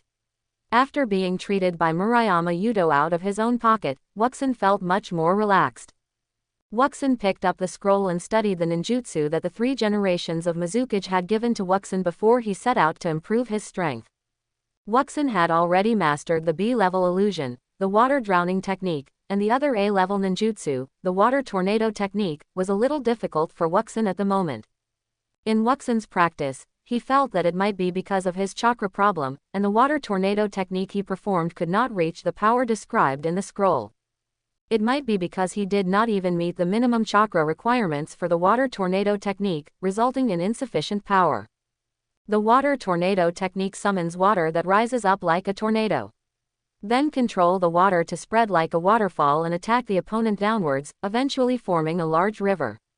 All attacks and defenses are controlled by the caster. I cast it and barely achieved the tornado-like rising water, but the subsequent power is hard to describe. Wuxin held the scroll and pondered. This ninjutsu is the one that Wuxin has spent the longest time learning since he started learning ninjutsu. Although it can be cast and control the water flow to rotate around the body, this effect is consistent with the direction of the water array wall that Wuxin has improved and strengthened. The subsequent river impact and waterfall smashing or weaken cannot reach the power described in the scroll. However, this ninjutsu has some inspiration for Wuxin to strengthen the water array wall. The water flow rotates around the perimeter. The original water array wall is just a water wall. Wuxin has been studying the water array wall for more than half a year and can erect water walls in 3 directions at the same time. However, compared with the effect of rotation, the 3-year water wall consumes more chakra and is not as strong as the rotation defense. Water spout technique. The initial state of ninjutsu is that the water flow rotates around the body, and then the water flow rotates, getting higher and higher, and finally the water tornado rises to a certain height, bends forward and smashes forward, while the water flow below rushes forward, and the upper and lower attacks together, taking the enemy away with one move. Using some ideas of this ninjutsu, mixed with the water array wall, maybe I can achieve what I expected, manipulating the water array wall to surround the body, making the defense impeccable. Wuxin has studied ninjutsu for a long time and has some insights. The scene is not suitable for ninjutsu practice. Wuxin went over the ideas in his mind several times and memorized them, then closed the scroll and put it away, and picked up another scroll at his feet. The mission scroll. The names of Mikazuna and Kagaya Takema were smeared with blood, and there were 2 mission targets left. Murayama Yudo. Wuxin couldn't do it anyway. In view of Kagaya Takema before, the black material about Murayama Yudo on this scroll, Wuxin at this moment understood that it was probably also false. Wuxin carefully looked at the information of the senior ninja Shuilan. Shuilan, male, 13 years old, a ninja of the Snow Clan, cruel and good at disguise. He especially likes to kill innocent people. When he was 11 years old, he killed 17 innocent villagers in a certain village, and when he was 12 years old, he killed someone in the same team. Good at ninjutsu, water clone technique, assassination technique, fog hiding technique, and other ninjutsu. Good at physical skills, able to skillfully use the acupuncture points of the Snow Clan. Conclusion. A dangerous senior ninja who likes to use 1,000 books to block the enemy's acupuncture points to subdue the enemy, and then cut off the enemy's hands and feet. It's quite cruel. But is this scroll credible? Wuxin slowly closed the scroll, and his mind was turning. The description of Mikazuna in the scroll is basically consistent, but it just slightly exaggerates some shortcomings, but it is not fabricated. After Wuxin's contact with the description of Kagaya Takema, the information about him can basically be judged as forced and completely inconsistent. In the brief contact time when Wuxin and his companions set out from the land of water, this ninja from the Snow Clan could only be described as looking very cold and a bit unapproachable. But there was one thing about Shuilan that particularly impressed Wuxin. When the team set out from the Hidden Mist village, the merchant attendants caught a rabbit. The merchant attendants were originally preparing to add a meal, but were ordered by Shuilan to release the rabbit. A person who couldn't even bear to kill a rabbit was really different from the description in the information. After what happened to Kagaya Takema, Wuxin had great doubts about the authenticity of the information on the scroll. I heard that the village has a very heavy punishment for mission failure. Let's wait until their team can survive and come here. Wuxin stood up and put the scroll into his ninja tool backpack, waiting for Maruoka Tsune and the chunin team who went to the land of fire to return. In early April, everything has revived, the biting cold wind of winter has completely dissipated, and the weather is gradually getting warmer. In the spring-filled capital of the country of Chuenji, there are more pedestrians and citizens on the streets, and it is full of vitality. On the streets of Chuenji, a circus from an unknown country set up stalls and performed, attracting the attention of passers-by. There were many onlookers, and Wuxin was among them. Looking at the crowded crowd, Wuxin lost the idea of squeezing in. There are few entertainment projects in this world. The circus aroused Wuxin's curiosity. Wuxin jumped to the eaves of a 2-story house not far away and watched the circus performance from a high vantage point. In the circus, clowns performed magic tricks, and animal trainers controlled tigers, lions and other beasts to bow to the crowd, or pass through the fire ring. It was very exciting, attracting cheers from the onlookers. Interesting performance. Learn ninjutsu and watch the show. This is what we young people should do. Wu Xin, who was sitting on the house, watched with great interest, only felt that he was missing some melon seeds and peanuts in his hand. On the periphery of the circus, the tall Murayama Yudo stood with his hands on his chest. Even standing on the periphery, it did not affect his vision at all. He looked aloof, but his eyes were fixed. Howl! A loud eagle howl came from the sky, and a falcon swooped down from the sky and pounced on the crowded crowd gathered in the circus. The circus performance was so hot that people did not realize the falcon in the sky. Murayama Yudo disappeared on the spot and appeared on the roof of the 3-story building next to him, with his left hand raised. Howl! The falcon howled again and pounced on Murayama Yudo, but it just flapped its wings and slowed down, and finally landed steadily on Murayama Yudo's raised left hand. Murayama Yudo pulled out a piece of paper from the small bamboo tube at the base of the falcon's claws, and then raised his left hand to release the shinobi hawk. Murayama Yudo held the paper in both hands and read it carefully. At the beginning, his face showed surprise. The further he read, the worse his face became, and at the end, his face turned ashen. Murayama Yudo took a deep breath and slowly folded the paper and put it away. Wuxin and Murayama Yudo were not far apart. Wuxin, who had excellent eyesight, noticed Murayama Yudo's face and thought to himself. Shinobi Hawk, instructions from the village. Teacher Yudo's face looked a little bad. What kind of task would it be? Wuxin's first guess was that Murayama Yudo had received a new task from the village. Murayama Yudo turned his head to look at Wuxin, waved to Wuxin, then jumped on the roof of the house, and left here in a few flashes. Wuxin saw Yudo Murayama's waving gesture and lost the mood to watch the circus performance. He stood up and caught up with Yudo Murayama. The two shuttled through the city and came to a tall water tower. They ran and climbed up the water tower horizontally. This kind of water tower building is difficult for ordinary people to climb, but for ninjas who can fly over eaves and walls, it is not difficult to climb to the top. Secret mission. Wuxin guessed that Yudo Murayama did not discuss with everyone in the hotel where he stayed as usual, which meant that the mission he just received might be a little special. Swish, swish. Yudo Murayama and Wuxin climbed to the top floor platform of the water tower. This water tower is one of the tallest buildings in the capital of the country of Kawano. There is a platform on the top floor, which is quite spacious. Yudo Murayama stopped at the edge of the platform, facing the periphery, with a solemn face and deep eyes, as if he was looking into the distance, and seemed to be in deep thought. Wuxin stood beside Yudo Murayama and looked up at Yudo Murayama. He didn't quite understand why the lazy Yudo Murayama suddenly returned to a serious look. According to Wuxin's understanding of Yudo Murayama, it was likely that a new high-level mission had been opened. Kagaya Takima was killed by the poison of the sand ninja disguised as a desert bandit, right? After a long time, Yudo Murayama said something that made Wuxin feel a little inexplicable. He didn't look at Wuxin when he spoke, as if he was talking to himself, or asking Wuxin. Yes, I used the mind-reading technique to explore the memory of the sand ninja and found information about the poison. The name of the poison is Sanju poison. It is a very tricky poison. Although Eri Mihara and I have mastered some medical ninjutsu, we can't remove Kagaya Takima's poison. There is no time to prepare the antidote. This situation was reported by Wuxin on the first day he returned to the Kingdom of Rivers. Although he didn't understand why Yudo Murayama asked again, Wuxin answered truthfully. At the end, he sighed and looked down at the city below, as if recalling something. Kagaya Takima was poisoned. Then, how did my Kazuna die? Murayama Yudo's eyes were somewhat deep. Sui, still looking into the distance, did not look at Wuxin, as if asking or talking to himself. Wuxin suddenly turned his head and looked at Murayama Yudo, not quite understanding what Murayama Yudo was asking, and he was alert in his heart, and said in a deep voice.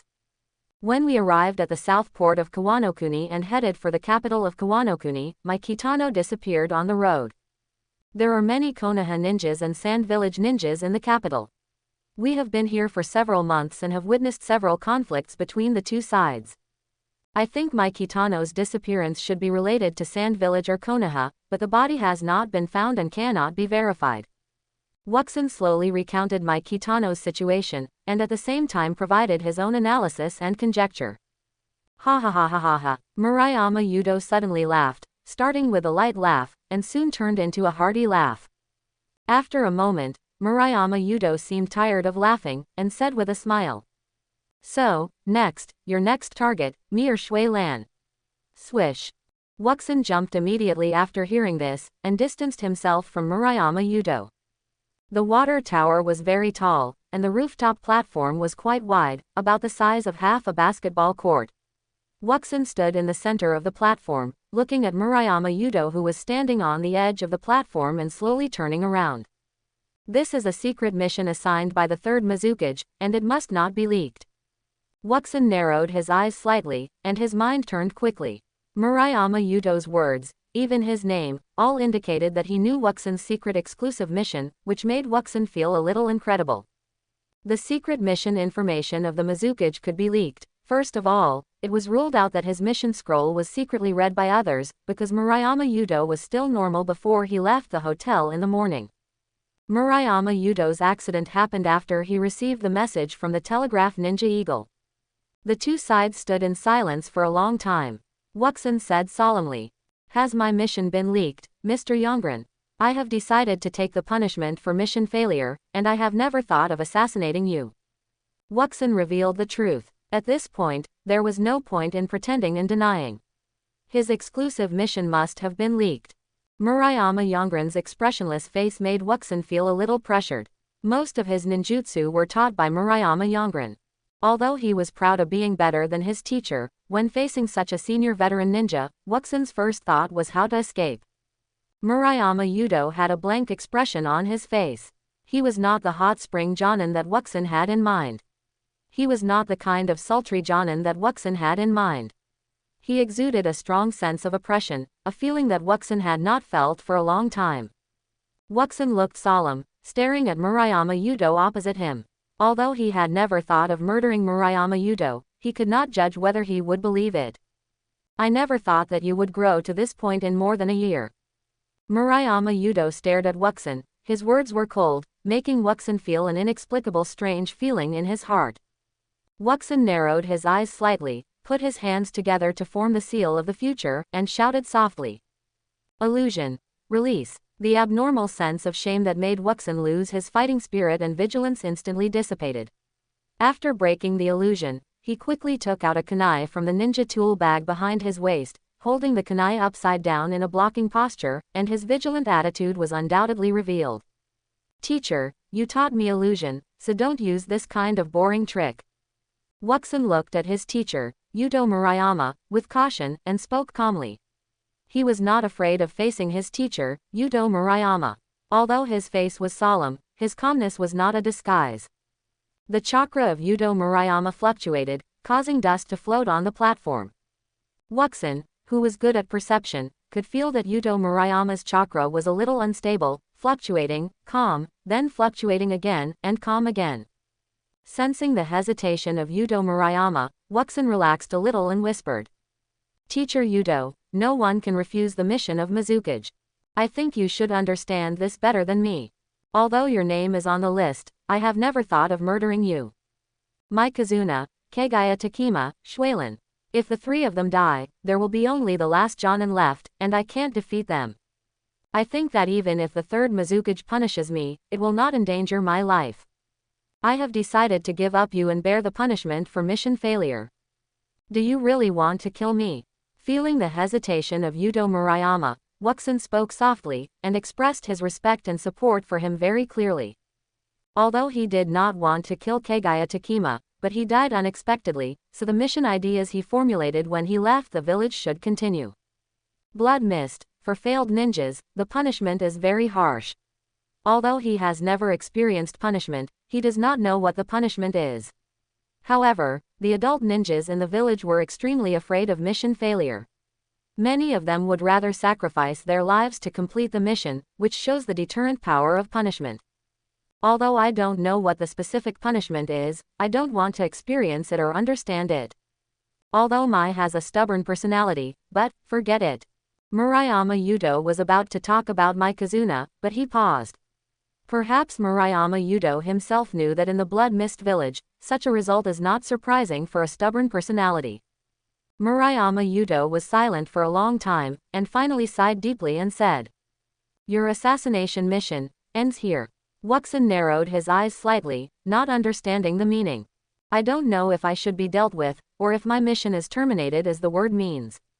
"What do you mean?" Wuxin saw that Murayama Yudo had not taken action for a long time, and asked softly.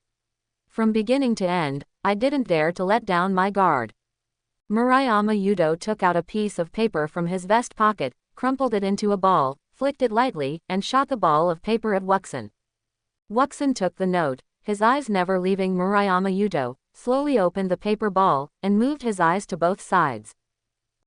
Wuxin was surprised after reading the beginning, and quickly looked down.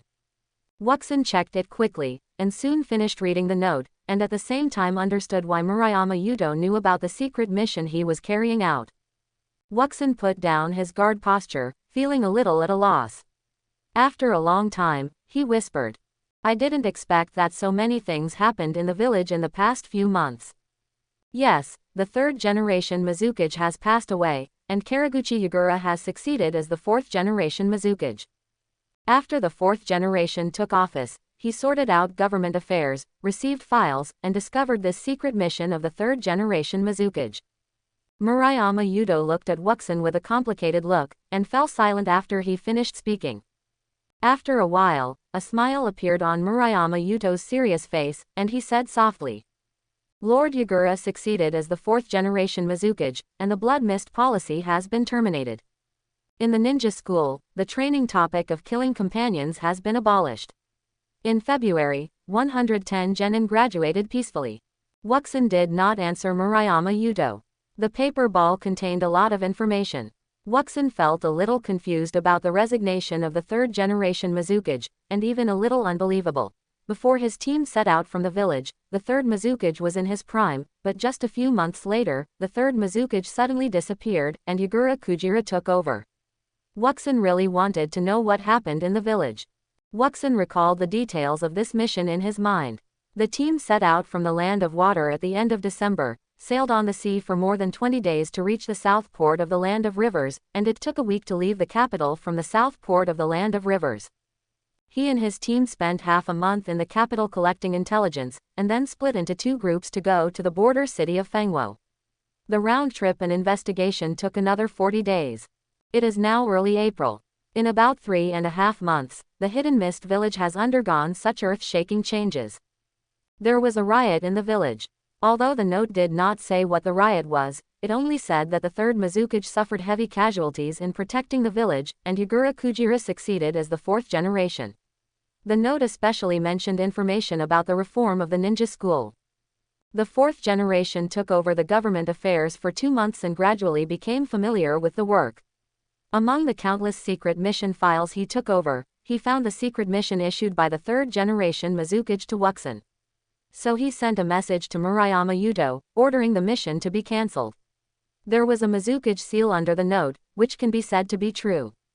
Wuxin thought of the baby face of Goji Yagura, his gentle temperament and belief in reform.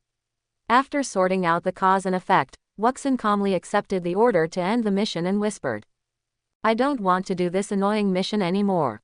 Wuxin straightforwardly expressed his rejection of the mission to assassinate the teacher, and then changed the subject and smiled. "The philosophy of Lord Yagura is deeply imprinted in my mind. Now, Lord Yagura has become the Mizukage. The village is about to usher in a new era." The tension between the teacher and the student who revealed their thoughts and were in the same camp completely disappeared.